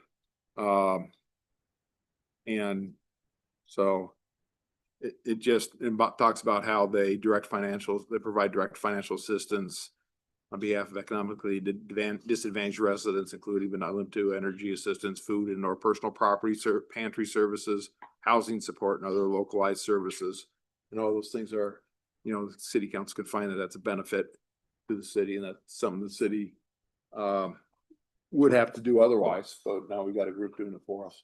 Jim, on the, I'm sure this is well below this threshold of low bid type situation. What is that threshold? Well, what that is, that's more just on public construction projects. Okay. Like if we're building roads or anything that we have a construction project That's really the only area where the city's required to take bids on it. You know, if, when you're buying cars or, you know, buying furniture or anything else, you don't have to take public bids on it. Certainly the city can have a policy saying, boy, we want to see a couple bids if, you know, if the department's gonna go out and buy a new pickup truck or something. Council can say, no, I want you to get 3 estimates on from 3 different companies, but the only legal requirements are construction projects. So if somebody came along and said we could do it better than, one shot at it, we would, that our discretion would be go, no, we already got our. Yes, we already got it, yeah. Yeah, the only thing you really have to find is that it's providing a benefit and that we're getting, you know, we're getting basically fair market value. We're getting a good deal out of it. Thank you. I thought the contract actually read pretty good. Jim wrote it, but it really read nice. No, but it looks like a pretty good contract to me. The question I had though, as I was reading that, is I'm thinking, do we want to build something like that as a budgeted item? Or are we better off not to do it? Yeah, I mean, putting a limit on the overall number of dollars that we might consider out of those LMI funds. Or we just want to do it, see how many, see who comes, see what, you know, right? Keep in mind that, so this was, one of the additional things council brought up when this first came up was that you wanted us to take some time for future requests Right. to establish more policies and guidelines around it. For this particular case, it's really isolated to what NAMA's requesting and just that $5,000. Anything else we would do in the future would be completely separate. We wanted to make sure this was understood. This is not a precedence. There won't be ongoing funding. It's just this one instance. I think we talked about like, is this really something we want to even do, right? Do we want to like give money or something to the chamber and have them manage it? Like, we don't want to manage it. Have to choose, right? What organizations we're giving this to. Yeah, but I think we're kind of in the position to do that. I had a discussion with Luke earlier this week as I know the council was talking about trying to find somebody else to administer the money for this. I don't think we can do that. I would recommend against that because, you know, we got to find that there's a good public purpose for it and you can't really delegate that authority to somebody else. Probably the contract is pretty straightforward anyway, as far as the way to handle it. And you're gonna find that I am gonna be pretty limited on this because the requests understandably are increasing. The money that the city has available is decreasing. The auditor's restrictions on it are increasing. And you know, if you go to the school, they just give a flat no. We operate under the same rules as the school does. But they've just always taken a flat no, whereas the city has, you know, there's legal ways to do it, but it's entering into contracts and really finding a public benefit. So it is, the normal answer should be no except under special circumstances. And you know, you could certainly budget, say, well, we'd like to spend, you know, 10,000 a year or 15,000 a year or 5,000 a year for public benefit. Matters and throw it into the agenda at LMI, but then, you know, make it available for services. You really almost have to look at it that we're compensating NAMA for the services they're providing. We're not giving them money because they need money.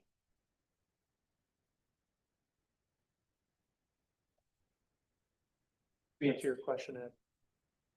Not really, but I think maybe it's a 2-step process. Maybe we'll look at this now. And then as we come around to build budgets next time, we'd say, okay, this has been our experience. Do we want to go down this road? If we do, how far do we want to go? Yes, I think you explained it accurately. Thanks. You answered your own question better. Hey, all right. Do you have anything else you want to discuss? No. Okay.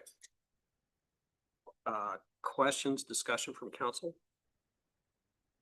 Or any public input? I'll move this. Second. Okay.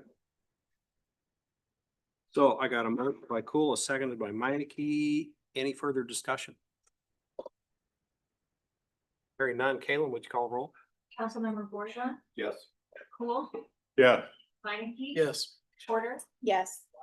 All right, that motion carries. Yeah, and in case Angie leaves, I'm gonna be giving her a thank you later. Okay. In the agenda. All right. Item 8B is a continuation of the public hearing regarding a zoning amendment to the Farms of Holland Plan Unit Development to add car wash as an allowed use in land use of parcel 3. We're gonna continue the public hearing at 7:36 PM. So there's been a request to change the zoning within the Holland Park area, right behind the Get and Go, to add car wash as an allowed use. So note that planning and zoning voted against the request. Luke Parrish, you got anything? Yeah, thank you. Let me get to my staff report here. So I just want to give you guys a little bit of a background on this land use parcel, the Farms of Holland PUD. Going through this process, realized, man, it's been a while since we did the Elizabeth Holland Park, which is great. Just, I guess, to run all the way back to that corner, we're talking about the southeast corner of Beardsley and Highway 28. The Get and Go looks like it was constructed in 2004. So that's going on a little over 20 years of existence there. The parcel behind it, and really all of Elizabeth Holland Farms, used to just be a kind of drainage way. Obviously, folks that have been in Norwalk for a while remember it as that. In that 2014-15 timeframe, the city started working on a regional stormwater detention project that would eventually become Elizabeth Holland Park. That was also coupled with like some city taking the lead on some economic development in that area, where we did a lot of analysis of the dirt from the ponds to try to find good dirt that could be used to build pad sites and create areas where we could have more commercial development around the pond. And so all the area that we've got stuff building around the park were areas where we put that dirt as we created the ponds. And then that kind of necessitated the creation of this Farms of Holland PUD. We were building this real nice park pond scenario with our trails, and we really wanted to hone in on what the land uses were. So we put in a lot of thought into those PUD land use parcels in 2015. Within that, we restricted certain things. We zoned them C2, land use parcel 3 and 5. And then we restricted out a bunch of things that we felt like were normally allowed in the C2, but we might not want to see near our park. So if you look at the PUD, there's a list of things like liquor stores and tobacco stores and stuff like that. And so we've gotten some good development through there.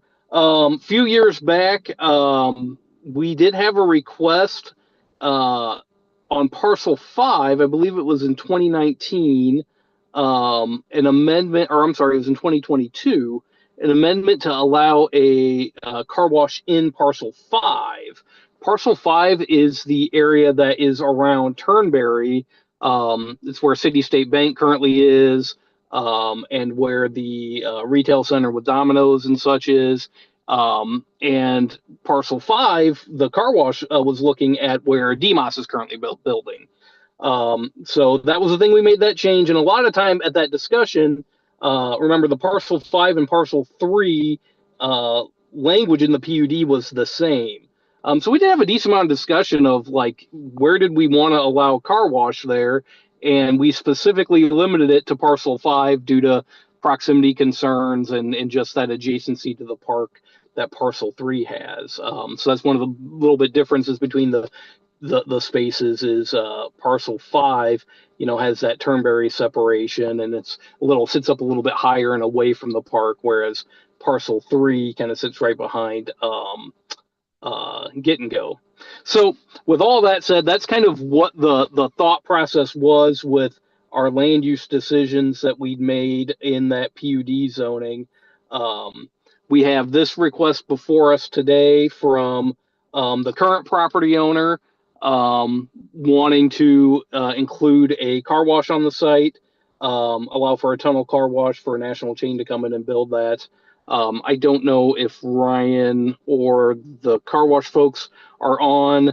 They did communicate at P&Z, you know, they've been working hard to try to get development in the area and feel like this is the best thing that they can get there at this time. So if they're on, they can, when it's public comment time, they can fill in on that. But I do want to acknowledge that that they've been trying to get some development in there, and that's this is what they've landed on. From a staff perspective, you know, we've just got some of those same concerns we had back in 2022 with the idea that a car wash could go there. Um, Obviously, people are going to take care of their property and take care of things, but you know, inevitably, it's a windy day and something blows out of somebody's car, or you know, somebody doesn't do the right thing and litters, and so there's just some concerns about that pollution that could happen into the park area. Some concerns about you know, runoff and things, and when it rains, and you know, again, these things try to be controlled.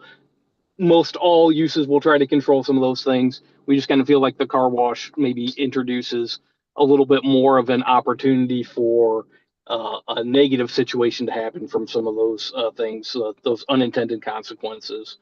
Um, and so, you know, ultimately, in the day, our staff recommendation was to leave the PUD as was. We did hold a public hearing at the Planning and Zoning Commission. There were 5 members at that meeting. Motion was made to approve the agenda, and that motion, or the item, that motion failed on two yeses and 3 nos vote. So that does, as the mayor mentioned, trigger a supermajority requirement at the council level. Happy to answer any questions. Kaylin, have we received any oral or written comments on this? Yes. We received written comment from Ryan Jensen at 3000 Sunset Drive in Norwalk. Do you think he's also on Zoom? He is. He had initially asked that I read it for him, but he is on Zoom and I believe he'd like to read his statement himself. Yeah, Ryan, do you want to go ahead and get on? Sure, yes. Can you hear me? Yes. All right. Yeah, thanks for having me. I was in Wisconsin today and then I was coaching baseball. So I thank goodness you guys talked about golf carts for so long. About being no, I did prepare a letter. So if it's okay, I'll go ahead and read that. Sure. I'll start by stating I feel like I've been a great steward of Norwalk for the growth in Norwalk for the city.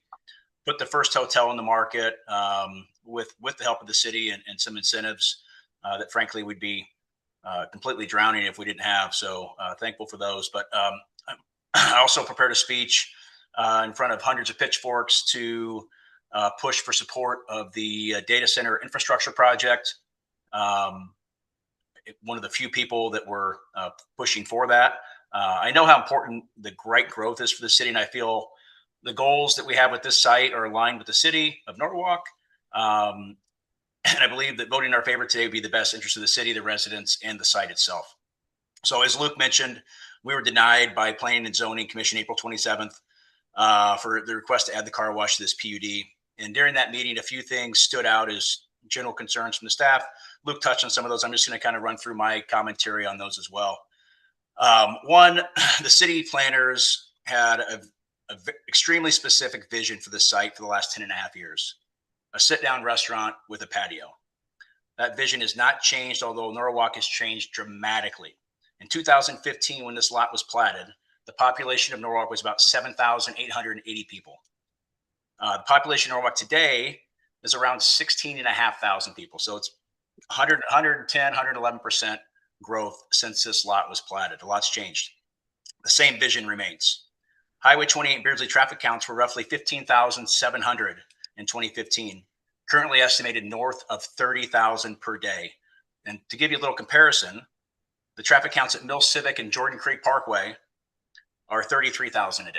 I don't see any restaurants with a patio out there. Highway 20 and Beardsley is a high volume intersection. It's only getting busier with increasingly more truck and construction traffic. It's not a quiet intersection. Still, the same vision remains. While I understand a restaurant with a patio is not the only allowed use in this PUD, it was opined by staff strongly by staff that this was their vision. Given the deed restrictions, the island nature of the lot, the deed restrictions, and poor neighboring user get and go, opportunities are extremely limited to go on this site. Comment number one. Number two, this lot is on an island. It's known in commercial real estate that hotels, quick serve restaurants, grocers, general retail users want to be next to other users to capture traffic those other users generate. The current retail focus in Norwalk is Norwalk Central, where all the foot traffic will be for the next decade to come. 3000 Sunset is not an ideal site for a strip center, sit-down restaurant with a patio, daycare, a number of other uses that are allowed on this site. If it were, it would have been developed in the last 10 and a half years, as a number of other retail centers have popped up in Norwalk in that time frame. And regardless of what happens, with this, whether you approve or deny, get and go is not going away. They did offer or made a verbal, just to remind you, they gave me a number of 1.6 million, and maybe they would consider selling. That's $72 a square foot before you do any environmental cleanup, any demolition, pad work, any of that. So you don't have to be a developer to know that doesn't work to develop that site, get rid of that get and go. So they're not going anywhere. Number three, views disruption to the park with the use. Start on this item, every house east of the park and every trail walker, park visitor looking north stares straight into 9 mechanic bays at the Christian Brothers Automotive in the backside of Get and Go, and there's no screening, none. They're just staring at those 9 bays and Get and Go. This user is willing to create a park-like setting, create a very intense barrier to the park to eliminate disruption for the users. It will block Get and Go. It will block the proposed use. And also for a quarter mile along that trail will block the view of the 9 bays at Christian Brothers. So we agree the park's a valuable community amenity, and we want to enhance and protect the city's investment and the residents' ability to enjoy it. The topography and the distance to the trail from the lot provide a natural setup to create the environment that shelters park users from the site and even Highway 28 road noise. For reference here, a couple stats. I think we talked about these before. There's a 36-foot drop from the subject lot down to the trail. Pretty substantial topography change. The trail on the south corner of this lot is approximately 95 feet from the edge of the site, would be 110, 120 feet from any road or parking lot or drive on the lot. And the trail to the north is roughly 178 feet from the lot. So the topography allows us to create a barrier and actually enhance and protect the integrity of the park. Number 4, council previously approved this exact same request in the exact same PUD. There was a lot of talk at P&Z and staff about how important the integrity of the PUD is. Somehow that only matters on our subject lot at 3000 Sunset. If the use drastically violated the original intent of the PUD, why did staff and council approve allowing a car wash in the PUD once already? The PUD is the governing body of not just this lot, of every single lot in the PUD. But there was an exception made, and I understand maybe it's a different site, maybe the topography is a little bit different, it's a little bit farther from the park, but the governing body of the PUD, that is the governing body, and you guys allowed this once. So, it's politics, different buyers, different sellers, hung up on an idea from a decade ago, whatever the reason is, I'm not really sure. But the PUD is put in place on all the lots, not just our lot, with the intention allowed the very use that we're asking for in the PUD once already. So I ask you today to consider what the site is today versus what it once was in an idea, 10 and a half years ago. I ask you to consider the residents and visitors that come to this market, the number of traffic counts you have versus 10 and a half years ago. And I ask that you honorably consider that you've already approved this use in the PUD, the governing body of all the lots within, not just the lot in question. We're going to take an ugly corner at the entrance of Norwalk, add an amenity the entire community wants, and enhance the peace, serenity, and beauty of Elizabeth Holland Park for all those who walk it, ride it, rest in it, and overlook it. I ask that you unanimously vote to approve this use and let us move forward. So thank you. Happy to take any questions. Thanks, Ryan. Kaylin, any other oral or written comments? No. Okay. Any public comment? Yeah. This is Rance. I don't know if you guys can hear me. Rance Wildman, the developer working with Quick Whack. Yeah, we can hear you. Okay. See if I can pull myself on. And I can share my screen. I submitted a couple of documents. A couple of which were the aerials, but I don't know if those are available. If I just need to share my screen to try to allow you guys to see it. Rance, can you see our screen that I'm sharing? Let's see. But I'm on it. Let me look. I'm going to go standard view. Oh, yes. I can see that, but I submitted an aerial. It's a new one. I submitted it this morning. Is it different than this? Yes, sir. You see here.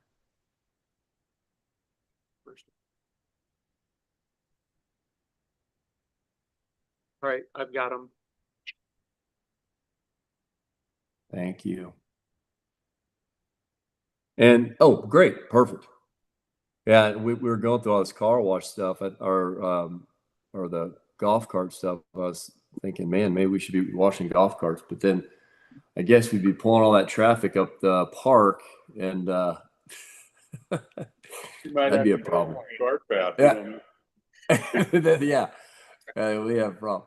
Okay, so Ryan did a great job, and I don't want to be redundant, so I'm going to try to run through it pretty quickly. I'm visual, so what I wanted to do was show what Norwalk looked on the aerial view 10 years ago, because I think it's relevant. I mean, you guys had a vision for Norwalk, and 10 years ago, you look at Beardsley and you look at Sunset, and you run it south all the way to Highway 14, and it's mostly ag and residential. And then, as you transition 10 years later, you guys your vision is starting to come to fruition.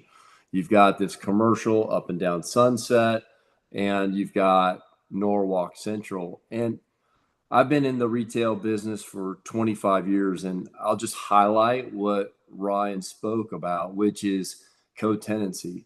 You guys have done, and the developers and all involved in the city have done a great job with Norwalk Central.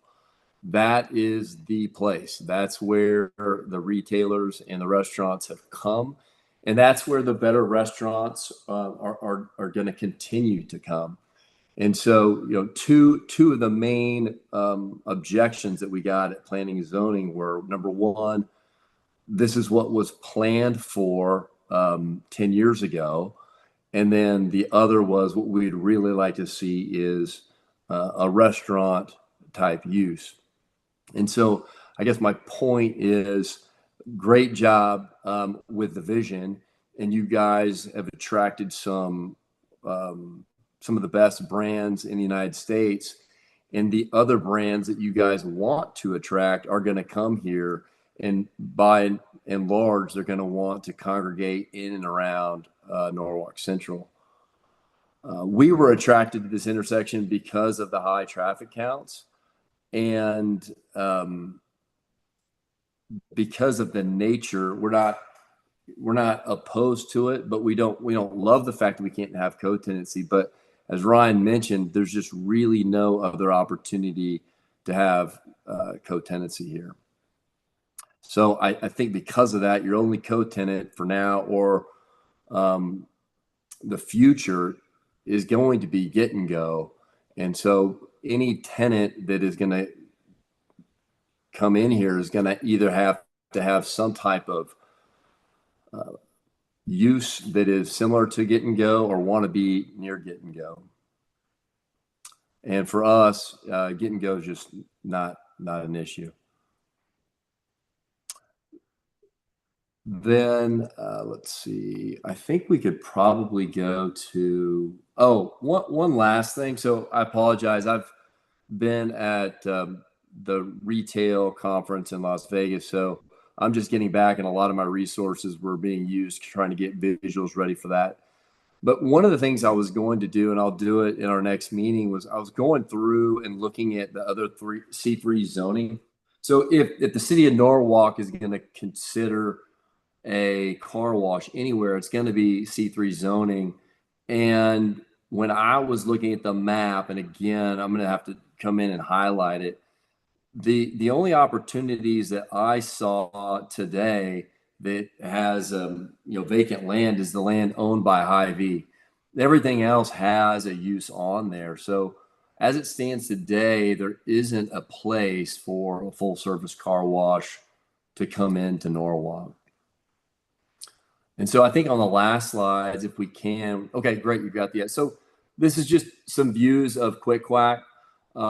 We are, you guys may not be familiar with the brand, but we are 400 units in the United States. So we're the second largest operator in the US. Our goal with the greater Des Moines area is to come in and be number 1 or number 2. Currently, Mr. Car Wash is number 1 with 13. We're looking to come into Des Moines starting in 27 and 28. And we believe that we'll have somewhere in the neighborhood of 10 to 15 washes. So your community members can have their car washed here, or they live or in other parts of the Des Moines area, they'll have that service available to them through the membership. And then, as Ryan mentioned, I just wanted to highlight one of the things that we're trying to do and being a good community member is come up with a landscape plan that not only screens, but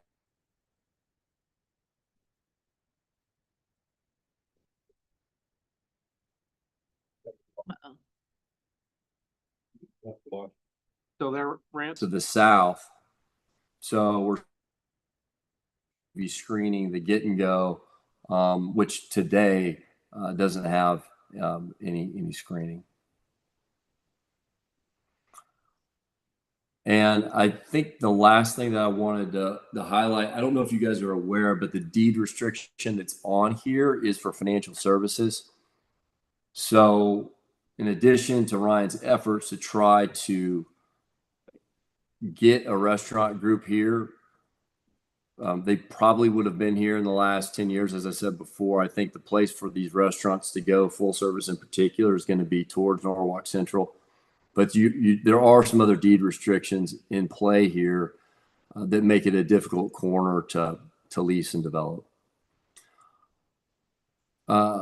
It may be relevant as far as our investment. This will be our entry point into Iowa, Des Moines. So we haven't built here, but I would suspect my budget right now is in and around $5 million. So you're talking about a substantial investment into the community. And that is all. If there's anything else you have for me or need for me or questions, I'm happy to answer them. All right. Thank you. Any other public comments? Mayor, can I give some, I just want to get some clarification on a couple of the things mentioned in those statements, or would you like me to wait until staff discussion? No, go ahead. Okay. On some of the zoning, just so everyone's aware, other places that car washes can go. Rance is correct. It's very limited. It's limited to the C3 in the most part. We do have obviously the C2 area of parcel 5 within this PUD. The Hy-Vee ground is mentioned. The legacy PUD across the way where Greg Young has done all the grading and everything. It has PUD language in it that allows for a car wash. And then there is some C3 ground up by Highway 5 and Echo Valley that could have a car wash as well. So just wanted to clarify where currently we can have that. And obviously, Anywhere that we have commercial in our land use plan, that's kind of open to be potentially rezoned to really any commercial. But of course, those aren't on the Highway 28 corridor. On the staff vision, we did at P&Z, and there was a lot of talk about restaurant and patio as kind of like an initial thought. But really, when we did the PUD and everything, it wasn't a specific user. It was just really something that's compatible with the park and something that will play well with the park. In fact, the previous owner of this was Nutrisport Smoothie. They were looking at doing there, and we were really trying to work with them on how their smoothie shop could support the park. Maybe we could share parking, and how that would be a use that could play into the park. And for a variety of reasons, they moved on to it and built on a different site. So that is that was really kind of the vision there. Ownership and development timeline. This was created in 2015 as a lot. It sat owned as really just property holders until 2021, I believe, when it sold to the Nutrisport Smoothie Group, and then finally transacted on to Mr. Jensen and his group, I believe, in 2023. So that's kind of the timeline we're working with. On the statements and the ideas that the Farms of Holland PUD allows car wash, so we should be allowed everywhere. Just, land use regulations are targeted towards properties, and we set those for a variety of reasons based on their compatibility to the things around them. So I would say, as the development director, it's not out of line at all for the city to have one regulation on one piece of property and a different regulation on a different piece of property, purely for the reason that they're different pieces of property and they have different things near them. That's why every piece of property is zoned differently in the town. That's kind of how it works. So that's really the main notes that I wanted to hit on. Again, happy to answer any questions. Angie Kroll, 225 West High Road in Norwalk. The first thing that pops into my mind when I see this car wash, first of all, I want another car wash in Norwalk, so that would be great. But I remember when I was on the Parks and Rec Commission, we looked at this property with trails, and that there's a sidewalk that goes right across that driveway to go to the Holland, to the pond. And I would be concerned that a car wash has a lot of traffic coming in and out. And if we are crossing that trail to get to the park, that is going to be an increased liability there. Well, probably not liability, but just increased hazard for the walkers and stuff there. So just something to point out. Yep, appreciate that. I think you might see that with a restaurant as well, though. These are coming in, but like the car wash is like 10 minutes in and out. That's A restaurant, at least you're going in, you're there an hour. Very Right, true. like We have about Yeah, right.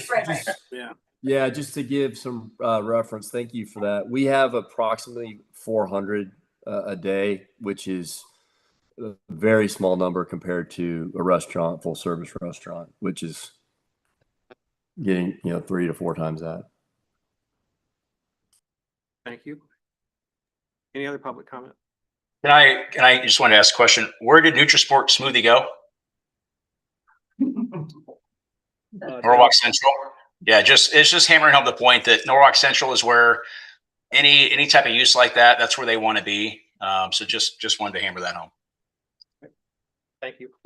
I guess to further clarify a little bit of that, I do believe some of that issue was as well with some of our city requirements for connections off of Highway 28 and to Get and Go.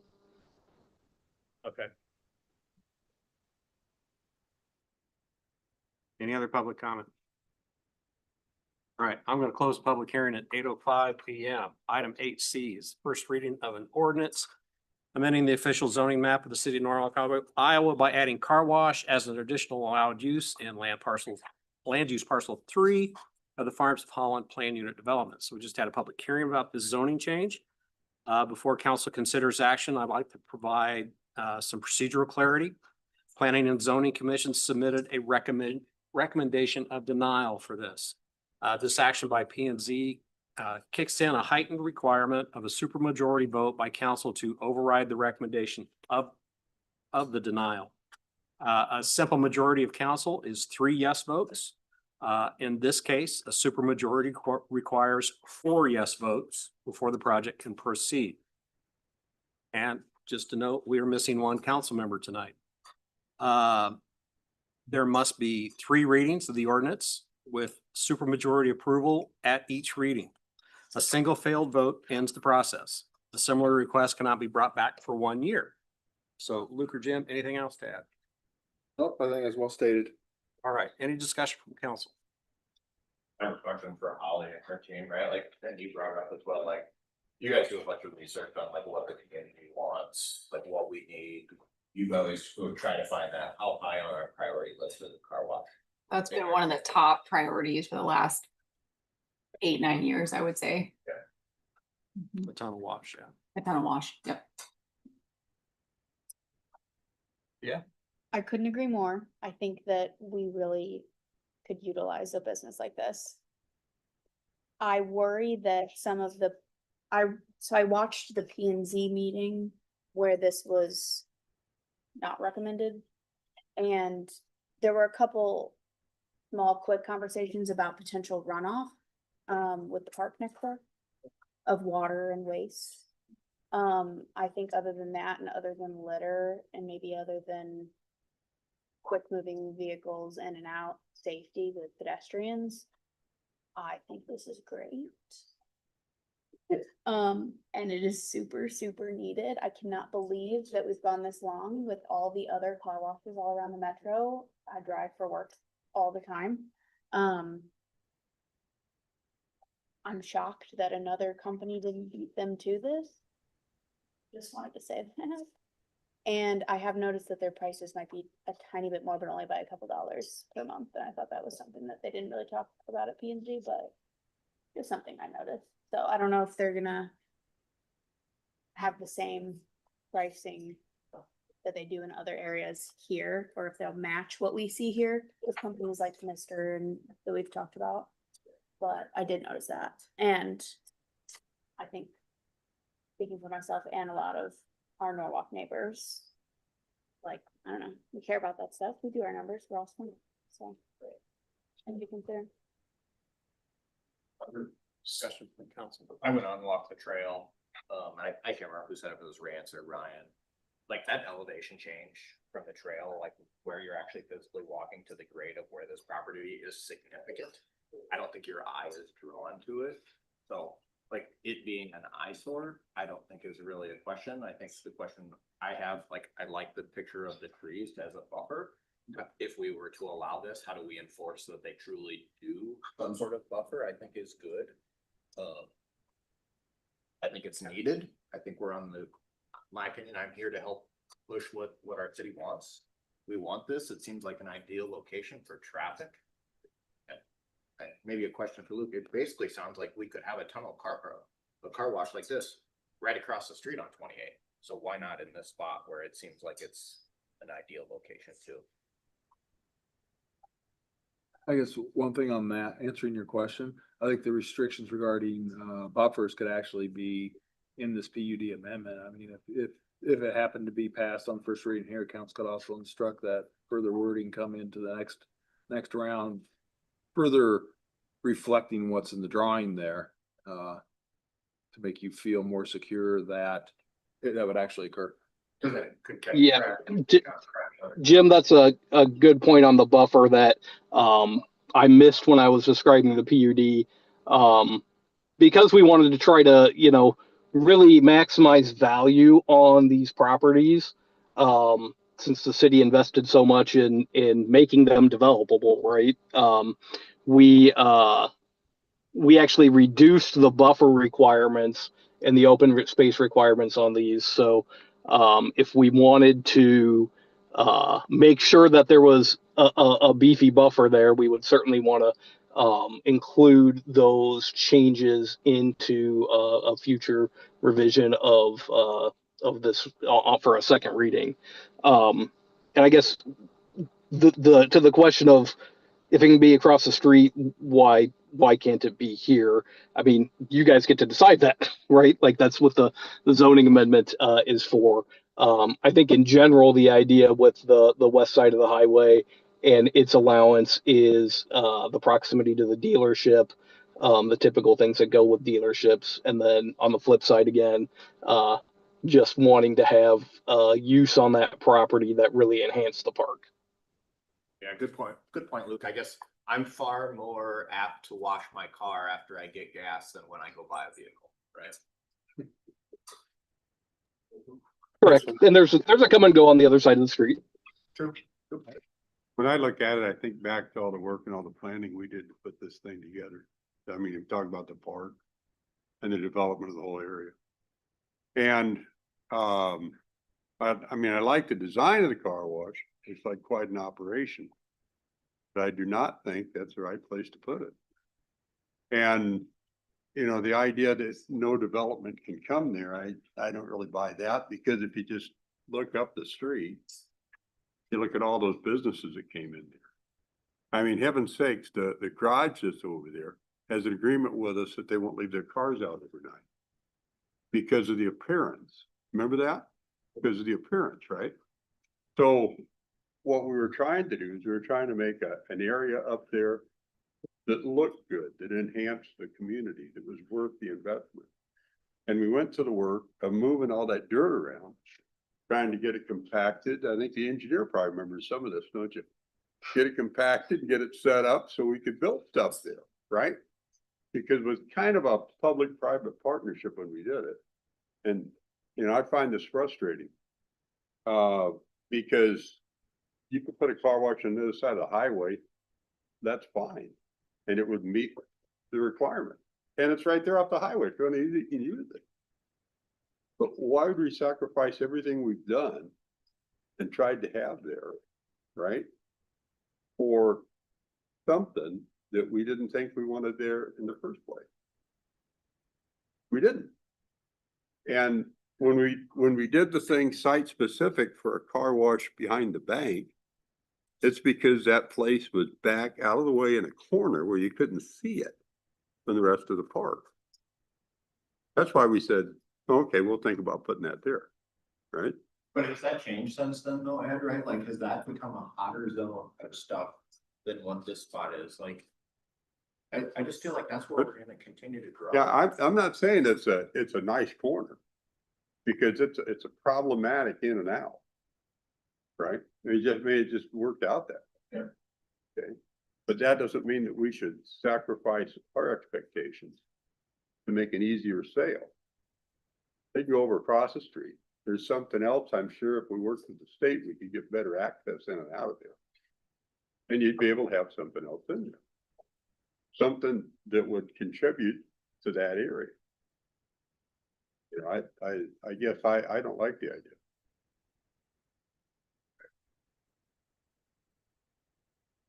I'm kind of with Ed on that one as well. I think you look at the long-term view of this one. I would like to see, I'm not going to say a restaurant, but just a general purpose building that'll stand the test of time.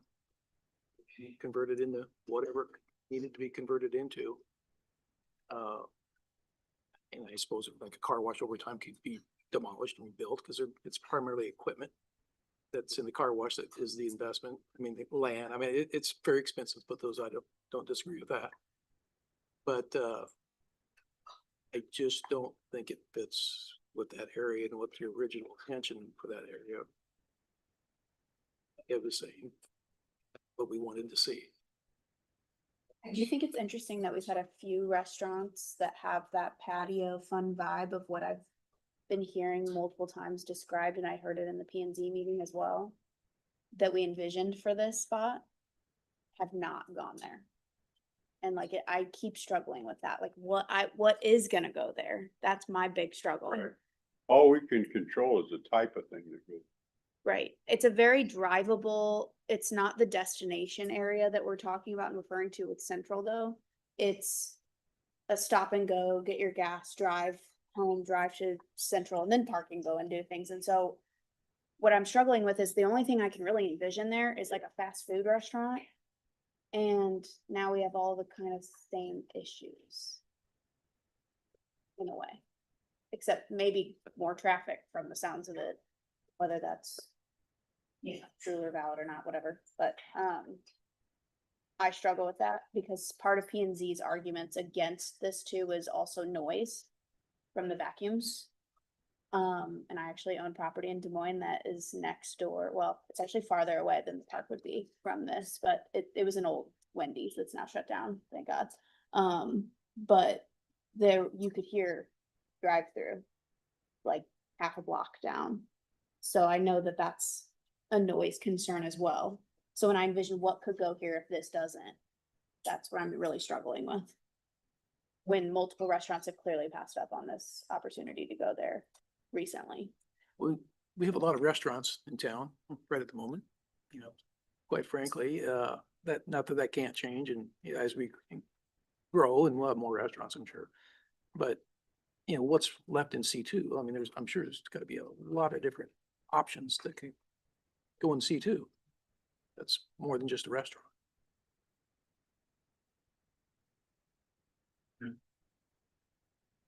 I just go back to what Holly said, like, this was like one of the number one ones that we've had for like 5, 8 years. Replace. Right, and our citizens want it, like, right next to a gas station doesn't feel very appealing for, and so it feels like they're kind of joined at hip, right? It feels like a good use. I get your point, we did a lot of work to get this thing there, but like, what do we really intend to go there? Well, if you get the get and go and you throw this on top of it, as far as I'm concerned, you just kind of sealed your fate for the next 40 years. So. Yeah. Can I provide a little bit of background from development perspective? So, you know, my team, we work directly with the private businesses, private investors, working with their land that they own, spending their money to do something good for the community. They listen to the community, they know the market, we know the market because we work with them directly. And it's already difficult to do development today. And I think Kelsey understands that, you know, other people understand that spend money in the community on business. So, you know, our job is to go out and try to find high quality projects, high quality businesses, things, goods and services our community wants and needs. And it's not easy. So it's a little frustrating for me to hear an argument of, well, someday we might get something better that we want or we like, but it's not our land. I know that we put money into it. I know that we spent time designing it and we had a vision and that was valid and it was good and it made sense at the time. And we have changed so much in the last 10 years and we all know that. But what I see with a project like this is it is a perfect fit with that gas station there that is not going away anytime soon. We all know that. It is a super busy, super loud corner. I walk that trail all the time. I could care less what's on that corner. I don't see it from that coming around that curve. The parts of that trail that I'm there for are the long stretches, the north-south stretches, because that's where it's quiet and you don't have things right up against you. But you know that the two short east-west stretches are noisy. You've got Beardsley and you've got, you know, all sorts of stuff going on.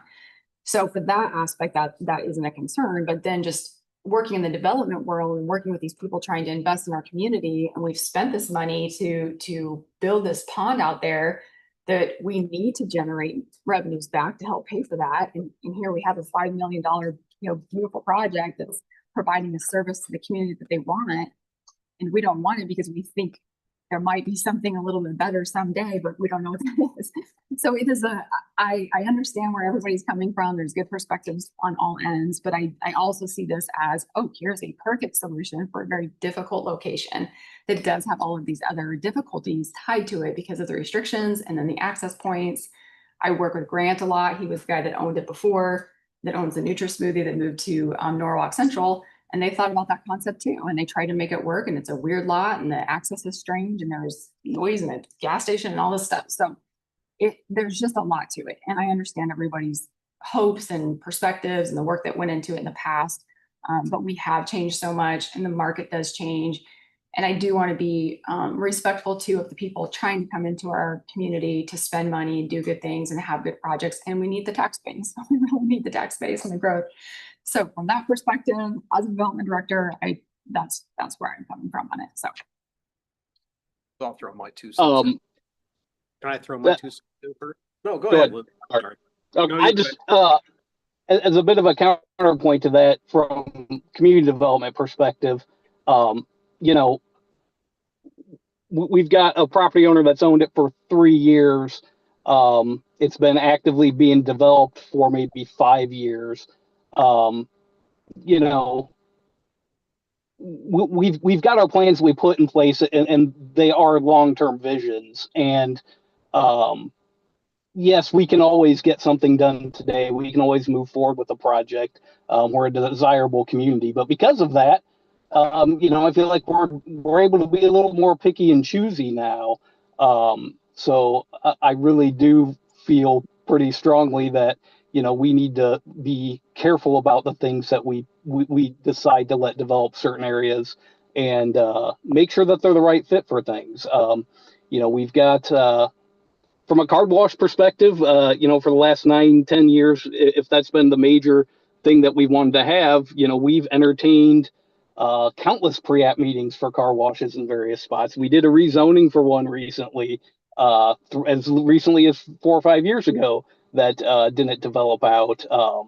The Greg Young property across the way, they've indicated at various times throughout the last 6-7 years that they're going to build a tunnel car wash at some point, but nobody has.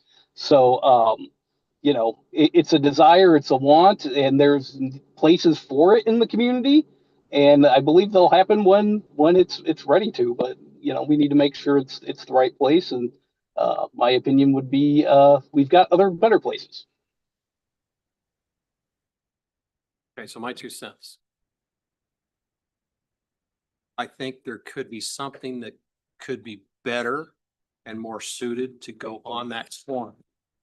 However, I've resigned myself that get and go is never going to go away. And this could very well be the next best thing to go in there rather than what's ideal, because get and go is not going to go away. So that's my 2 cents. Kind of a get and go compromise. Yeah. Yeah. So. Other discussion, questions, comments? Anybody want to make a motion to approve the first reading? I'll make a motion to approve. Got a second?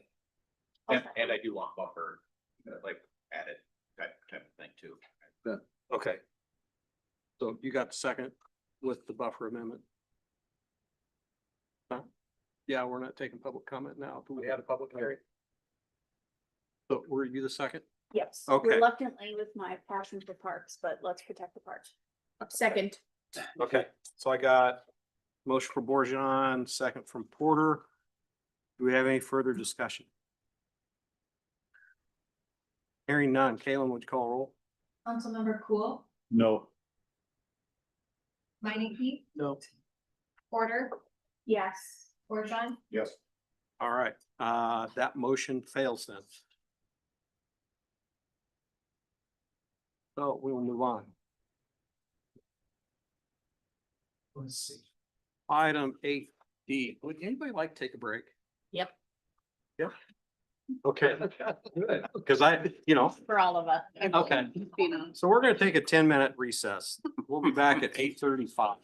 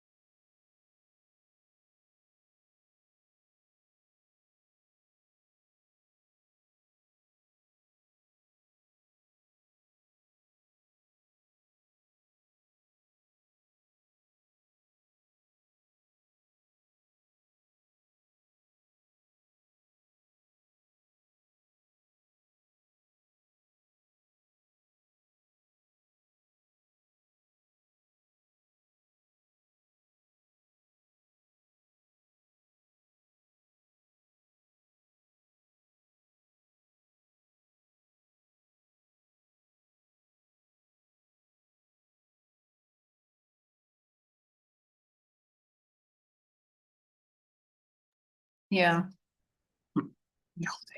So limited. Maybe a good lucky. All right, Get mine old yet. you guys ready to go back? There's a kid's dog on the new. Yeah, I'm talking. Yeah. Breaking it in, you know? All right, so we're gonna go back into session, 8:35 PM.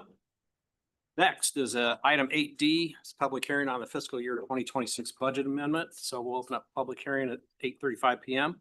So over the course of a year, we may receive some additional revenue and incur more expenses than originally budgeted. So this is an amendment to formally document those changes. Please note that all of the added expenditures within this budget amendment have already been vetted by the council at previous meetings.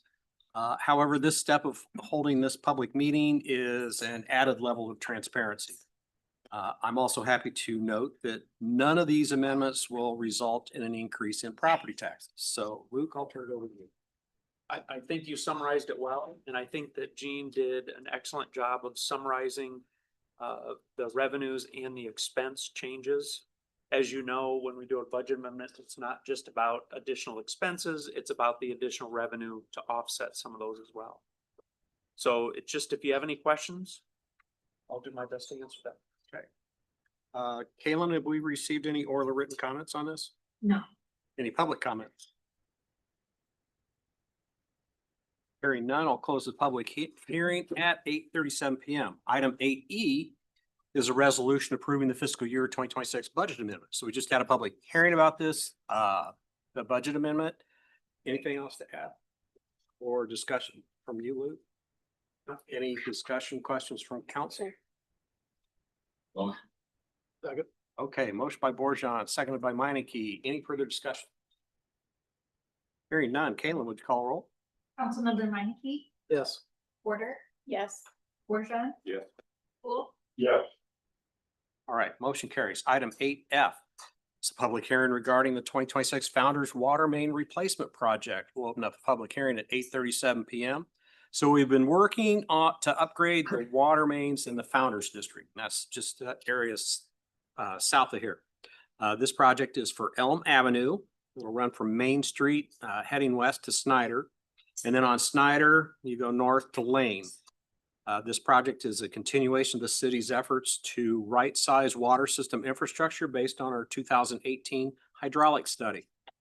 It's great to see that we're following through on the recommendations from that in-depth study. Tony or Luke, you got anything to add? I don't have a. When appropriate, I'll talk about the bids received for the project. Okay. Kaylin, have you received any oral or written comments on this? no. Do we have any public comment? Hearing none, we'll close public hearing at 8:38 PM. Item 8G is a resolution approving plan, specification, form of contract, and estimate of costs for the 2026 Founders Water Main Replacement Project. So we just had a public hearing for this project, and this is the first of 3 resolutions needed to get the project launched. On April 16th, council passed a resolution that approved the preliminary plan specs, form of contract, and estimate for this new project. This resolution is the final approval of all those. So anything from Luke or Tony on this part? Nope, good. Any discussion from council? I think this will help to make our town a little bit safer too. Yes, it will. Yeah, these are needed to be able to hook up fire, fire trucks to it. Can I get a motion to approve the resolution? Motion. Okay, motion by Cool, seconded by Meineke. Any further discussion? Hearing none. Kaylin, would you call roll? Councilmember Porter, Yes. Borjan, Yes. Cool, Yes. Meineke, Yes. All right, motion carries. Item 8H is resolution awarding the contract for the 2026 Founders Water Main Replacement Project. So this is the second of 3 resolutions needed to start the project. This resolution awards the contract to Steel Construction for $1,250,000. Tony, anything to add? I do have something to add. First of all, man, great summary of the project. I mean, this is the next project in the Founders District to address our old aging water infrastructure in that area. It's about 2,600 feet of 8-inch water main along Penn Avenue and Snyder, as Mayor indicated. We received bids on the project last Thursday. City received a total of 3 bids. Steel Excavating Incorporated was the low bidder on the project. About 9% below the engineer's estimate. They did make a mistake on their bid, and based on our procedures for adjusting the bid, actually their bid was $12,000 higher than what their parent bid was when we opened the bids. Their low bid was $1,137,000, $1,137,500. Still below bid, about 9% below our estimate, so adjusted based on our criteria for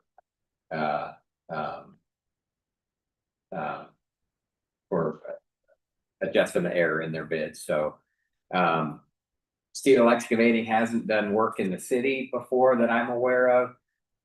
We did ask them for references and previous project experience. They've done a lot of this type of work in other areas. Our firms actually worked with them in Grinnell, and we talked to some of the references and had nothing but good information about this contractor. So they are a responsive bidder for the project, and our recommendation is to award contract for the project to Steel Excavating Incorporated based on their bid, based on their adjusted bid of $1,137,500. And I'll answer any questions anybody has.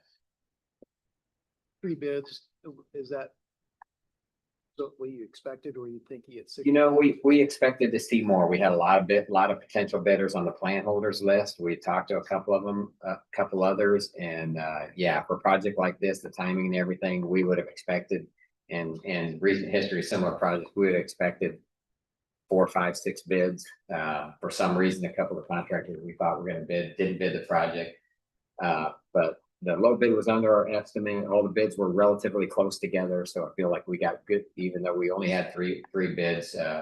We did have 2 other bidders that have done significant work in the city as well. They were just slightly higher than our low bidder. So even though we didn't get a lot of interest in the project that we expected, we still feel like we got favorable bids. I believe our budget for the project was about $1.5 million. Other questions? Tony? I get a motion to approve the resolution as presented. Motion. Second. Motion by Porter, second by Cool. Any further discussion? Hearing none. Kalen, would you please call roll? Councilmember Borja, Yes. Cool, Yeah. Minneke, Yes. Porter, Yes. All right, that motion carries. Item 8I, resolution approving contract and bond for the 2026 Founders Water Main Replacement Project. So this is the third and final resolution needed to get this project rolling. This resolution approves the contract and indicates how the city is going to pay Steel Excavating for their work. Tony, anything to add? Yes. All right, discussion, questions, from council? Okay, got a motion from Borjan. Anybody want a second? Okay. All right. Seconds from Minneke. Any further discussion? Hearing none. Kayla, would you call roll? Councilmember Cool, Yes. Minneke, Yes. Porter, Yes. Borja, Yes. All right, motion carries. Item 8J is a resolution approving a minimum assessment agreement for property located at 620 North Avenue in connection with a 5-year partial commercial tax abate. So this is a building across the street, currently under construction. The area isn't under a TIF agreement, and they are eligible to apply for the abatement. Luke, I'll let you take it here. I don't have anything to add. All right, any discussion from council or any public comment? So they never had TIF involved in their building or the construction. Correct. And what's unique about this is the law changed, I don't know, a couple of years ago now, that when commercial tax abatements granted, which is available through our code, we have to enter into minimum assessment agreement. So that's what this agreement is just setting a minimum assessment. Is under Iowa code, we have to do that. We didn't use TIF because it was a TIF not in the TIF zone? Is that, or am I missing that point there? Or we just didn't have TIF for this project? Yeah. The typical incentive in a situation like this has been the commercial abatement. Oh, Since there's no infrastructure that was needed, because it's all already there. already there. Okay, gotcha. Holly, did we cover everything okay? You probably could have even answered some of those better. Yep, it's just a standard program that we have available if they qualify. Make the motion. Second. Motion by Meineke, seconded by Cool. Any further discussion? Hearing none. Kalen, would you call a roll? Councilmember Cool, Yes. Minneke, Yes. Porter, Yes. Borjohn, Yes. All right, motion carries. Item 8K is the second reading of an ordinance amending the official zoning map of the city of Norwalk, Iowa by rezoning parcel number, and that's the number there, from R160 single family residential to AR agricultural reserve. So this is a property that was under an annexation agreement. They sold some of the land, which actually ended the annexation agreement. But the land in question, and that land was rezoned. That's what ended the annexation agreement. The land in question has not changed hands. The owner would like to now build a horse barn on the property, so they've requested the zoning revert back to AR so they can build the horse barn. Anything to add? Okay, any questions, comments, questions, or discussion from council or public input? Keep this straight. Like, I'll make a snide comment though, right? Like, we intended it to be something else, so we rezoned it and now we're gonna want to go back. Right, and so. As Well- we came to the car wash, right, like. Like, we had a vision for this, all I'm saying, and now we're letting it go back. That's my comment. Fair enough. My comment was that if we, in a world where we see the opposite of this every day with land. This is cool. I drive by this every day, so maybe I just think it's cooler because it's hard out on the location, but I think it's in a world where things are turning into a McDonald's on every corner. We're seeing a horse barn and. It's the same family ownership though.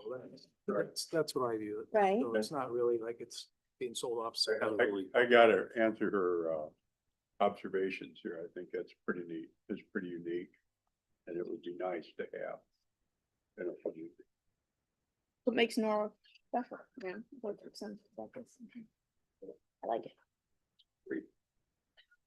Can I get a motion to approve the second reading? Motion. Second. Okay, motion by Porter, seconded by Cool. Any further discussion? Caitlin, would you call roll? Councilmember Minneke, Yes. Porter, Yes. Borjohn, Yes. Cool, Yes. All right, that motion carries. Item 8L is second reading of an ordinance amending the official zoning ordinance of the city of Norwalk, Iowa by amending chapter 175A.21 regarding exceptions to yard requirements. So this item has to do with property in residential zoning that really isn't residential.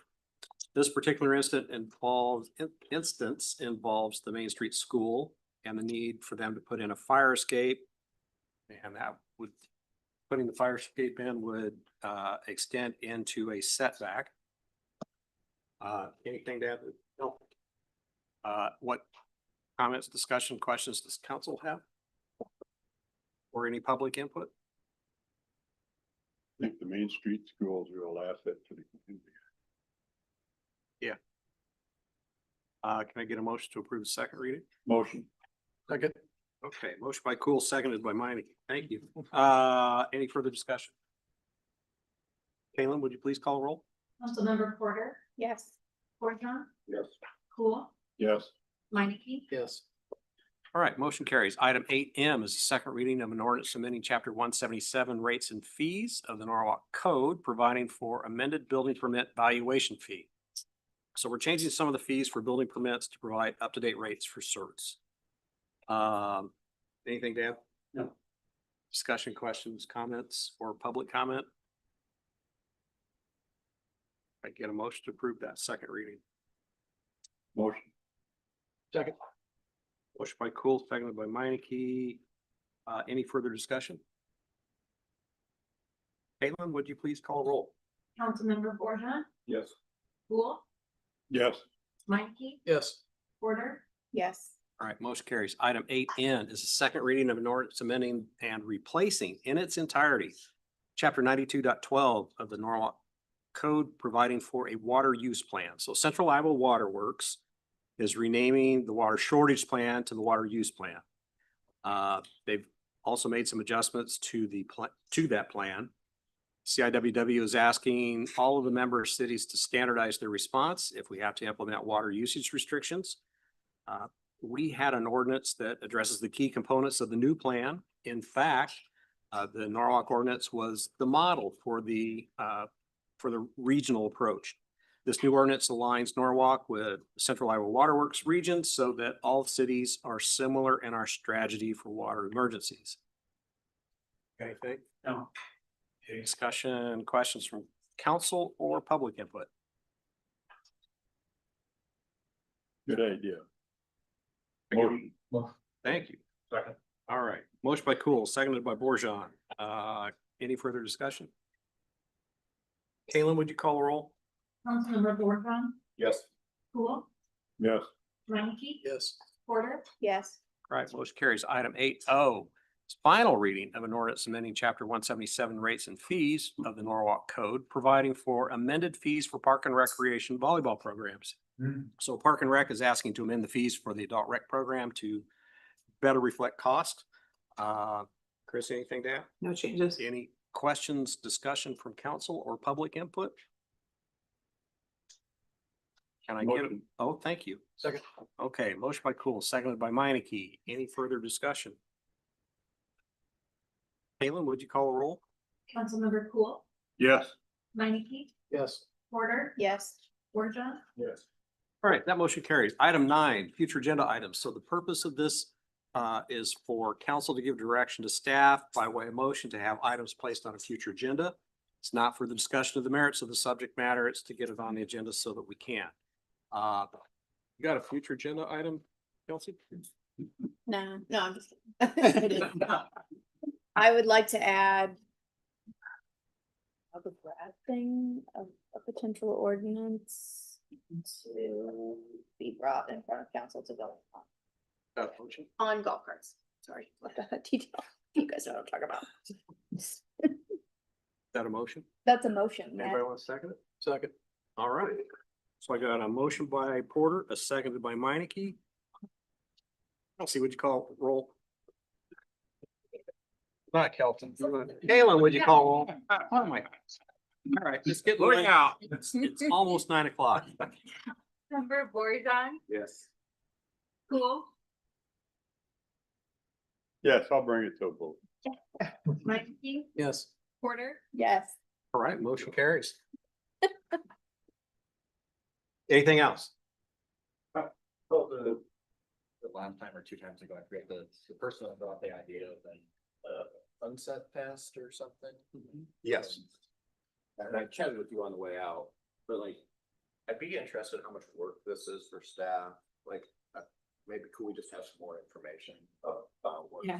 I can't remember exactly how the meeting dates fell, but I think we had that meeting the same day, and that was also at the time of the fire. So we had followed up once since then. I've sent out a meeting summary to all relevant city departments, and we are kind of now just waiting to hear back. There were some inquiries that police and fire, I think, would need to give them more information on. But I have not heard from anyone from So Brett Productions since then. And I think we're just kind of in a waiting game to see if they have a request to move forward. We did point out the areas where there would likely be city fee or in-kind requests for them so that they could make a request to you if they have a request for that.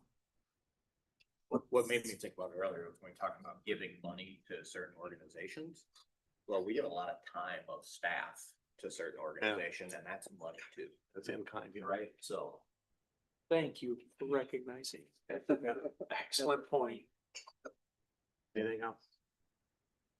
All right, moving on. Item 10, council inquiries and staff updates. So I'd like to remind everybody that this portion of the meeting is much less formal. You may hear some back and forth banter and general joking around. We believe that this can build camaraderie and cohesiveness between staff and council. Let's go with Jim. I don't have anything to. Kelsey. Nope. Yeah. I got no update. No? That side of the room's empty. Tony. Foundation for the water tower went great and, the walls are supposed to start next week. So excited. Cool. That's it. Yeah. Gee. Since it was already pointed out that this side of the room for staff was here. I won't say that this side of the room for staff was here, and I have nothing else. It's still a little sparse. Chris. I was just gonna point out through both golf cart and car wash discussion that a lot of people seem to like trails and nice parks and things like that. So just keep that in mind in the future. Yes. Good observation. Kayla. Nothing. Lindsay? I do, and I'm sorry, I'm gonna be fast, but we have a lot of work session items on our spreadsheet that we keep track of for upcoming meetings. So the mayor brought this up, actually, given the number that we have, we wanted to see if there'd be interest in scheduling an additional work session in June or July. Just be a work session, but it probably would last 2 to 3 hours. We could meet at 5 though. So that would be nice. But this would help us move projects along. So we're not just delaying things. Current topics, if you care, C4 Crisis Leadership Team wants to do a quick work session. That one won't take very long. Assessment policy, along with irrigation, SUDAS legislation, geotech reports, and subdivision related items would be one. Development agreements, TIF and related legislation, and data center rates, noise and volume. When is this? Well, we just gave you your interest right now for an additional work session in. Oh, June or heck July. yeah, sign me up. I'll be gone about half of June. I'll be gone about half of June. On half of June. Okay. I was just gonna suggest that because of one of the topics on there related to the TIF, and as we're learning more about the property tax reform, July might be a better time anyway. Okay. Sounds good here. So July, okay for an extra meeting? So can you send out like to the Yep. folders? Whatever you want to send out. Got it. to Give some dates. Will do. Awesome. Anything else? That's it. Andy? Nothing. George? 100-minute Norwalk, voted on $10,000 or more to the NAMA for the fire. Departments, yeah, and then, so anyway, just wanted to point that out. And then, there's one Waterworks Finance and Audit Committee this morning. And, it's just fascinating to be on, quite frankly, and what their moving target is and the amount of money and the amount of water, pretty amazing. And it seems like they got it under control. So it makes me feel good to go to their meetings and listen to them, but it's very, very, very complex, to say the least. So anyway. Yeah, I think. I think we have great people running. Yeah. All the different people in the communities as well, so. Yeah, I thought Ted was doing a really great job, and when he retired and they hired Tammy, I think that was a home run. Just phenomenal. Yeah. So. And Jody Smith. Yeah, sure, yeah. That's all. Cool, thanks. Lou? Well, Mayor, I have two things. The first thing I'm gonna bring up, it's too bad Angie wasn't here, and I'm just gonna piggyback on what George brought up. NAMA and We Lift. So Angie Kroll specifically, granted NAMA's the Norwalk Area Ministerial Association. The stuff that those two organizations did to help organize gifts, benefits, helping out, helping with medical supplies. Those two organizations did an outstanding job of helping some of the victims of the fire. It was neat to see that that's what 100 Men selected to donate the funds. So wanted to say thank you to her and for her being a trooper to be here during the meeting, hang out, even though she didn't actually have to get up and say anything. So Angie's done a great job. Okay, the other one is I have just a few quick slides and I wanted to give you a little heads up on what property tax reform looks like. So very quickly, there's some wins and losses here. The win is meaningful tax relief for our residents. The challenge is that it'll be a significant temporary headwind for city budget. So what it looks like currently from a resident's view that lives in their home, currently they get about $190 per year benefit. That's about $16 per month. That's your homestead tax credit. Homestead tax exemption, as it's been changed, is about $780 a year. total tax bill based on current rollback, current numbers, all the current things, which all we know is it won't be current in the future.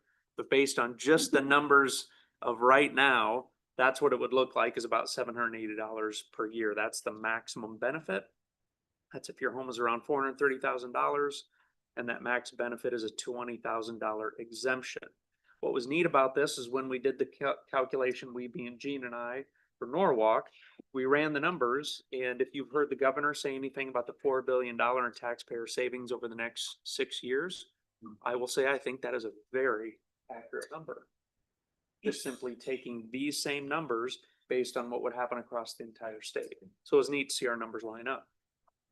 So it is a meaningful benefit. Not so great is the impact on city finances. This would equate to about a $1.04 million negative impact in one tax year. And that's about an 8% reduction in our total revenue. However, there's some upside. The financial offsets, so what shows up on the graph here is that negative $1 million. House File 17 does expire. That was about a $300,000 negative impact. We won't have that. We can perceive that as a positive.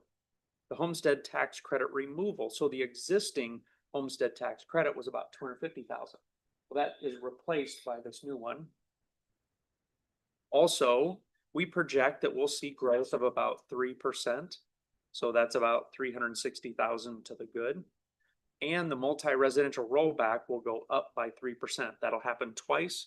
So in the future, multifamily, their rollback will automatically, over 2 years, will be 6% higher than all the rest of the residential. So in 1 year, that adds about $50,000. So the net result is significantly mitigated, although there's still, we need to be aware that it's still a negative number. Now, for any of our department heads, we're pretty slim this evening, so I'll look at Chief Staples and Carissa that are looking at this saying, well, but that doesn't show any new dollars. That's our big challenge. Typically, just to cover typical inflationary raises, we're looking at about $200,000. That doesn't show up on here. So the one fiscal year, and I say one fiscal year because it's year it's implemented, we'll see kind of a reset. After that 1 year, we should see things start to rebound. Let me ask you one question. Please. On that multifamily rollback increase, that's, so if you own a multifamily property, you're gonna pay more taxes. Correct. Okay, that's what. Yes. Okay. Slightly more than residential. Okay. Yep. And there's seems like that wouldn't have came out of that legislative. That seems like you go the opposite way if with the current. Yes, arrangement. although I will say some of the other proposals that were put forth was an idea of actually taking multi-residential back to commercial rates again, which would have been a 50% increase in their roll, changing the rollback. So what they ended up adopting was very minimal. Yeah. So this is focused more for residents, why residents might not feel the cut, or why they may not feel that tax cut is something that's benefiting them. So you take that $780. First of all, we're a year in arrears on property tax. So from the day your property is assessed to when you actually are seeing the city set the budget and then they're paying their property taxes on it, is sometimes 18 months to even 2 years. Then you consider escrow delays. If you have a mortgage and you pay escrow for your property taxes, it's not until that year is complete that your bank, your lending institution comes back to you and says, hey, we have to make some corrections in your escrow. Then after all of that, homeowners insurance premiums have skyrocketed about 96% since 2020. So there's a significant amount of time between now and when somebody will actually see the impact on their property tax bill. And by that time, they may see their insurance rates overtake any of these savings. So while it's a great thing, it's good for residents, it's important for people just to notice that. Well, a lot of people just look at their escrow payment. They don't think about what the breakdown is. Right. Just as soon as back. So this really reiterates what I just said, so I'm not even gonna go over that again. What I want to leave you with is this is a very preliminary estimate. I just presented some of this information to the department heads this week.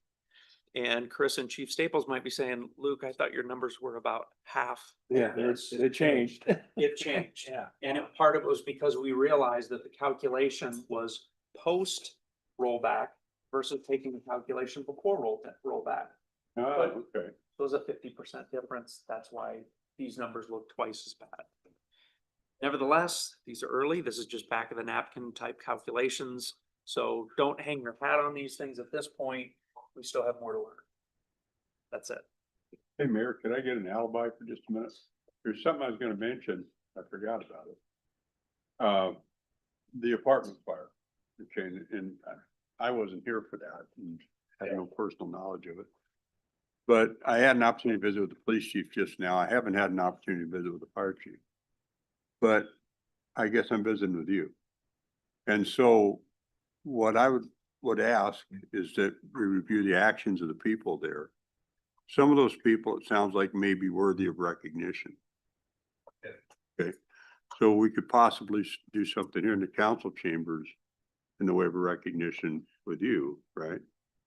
The other thing I'd like to see considered is there's a thing that the state has at their level called the Sullivan Award. It's presented by the governor.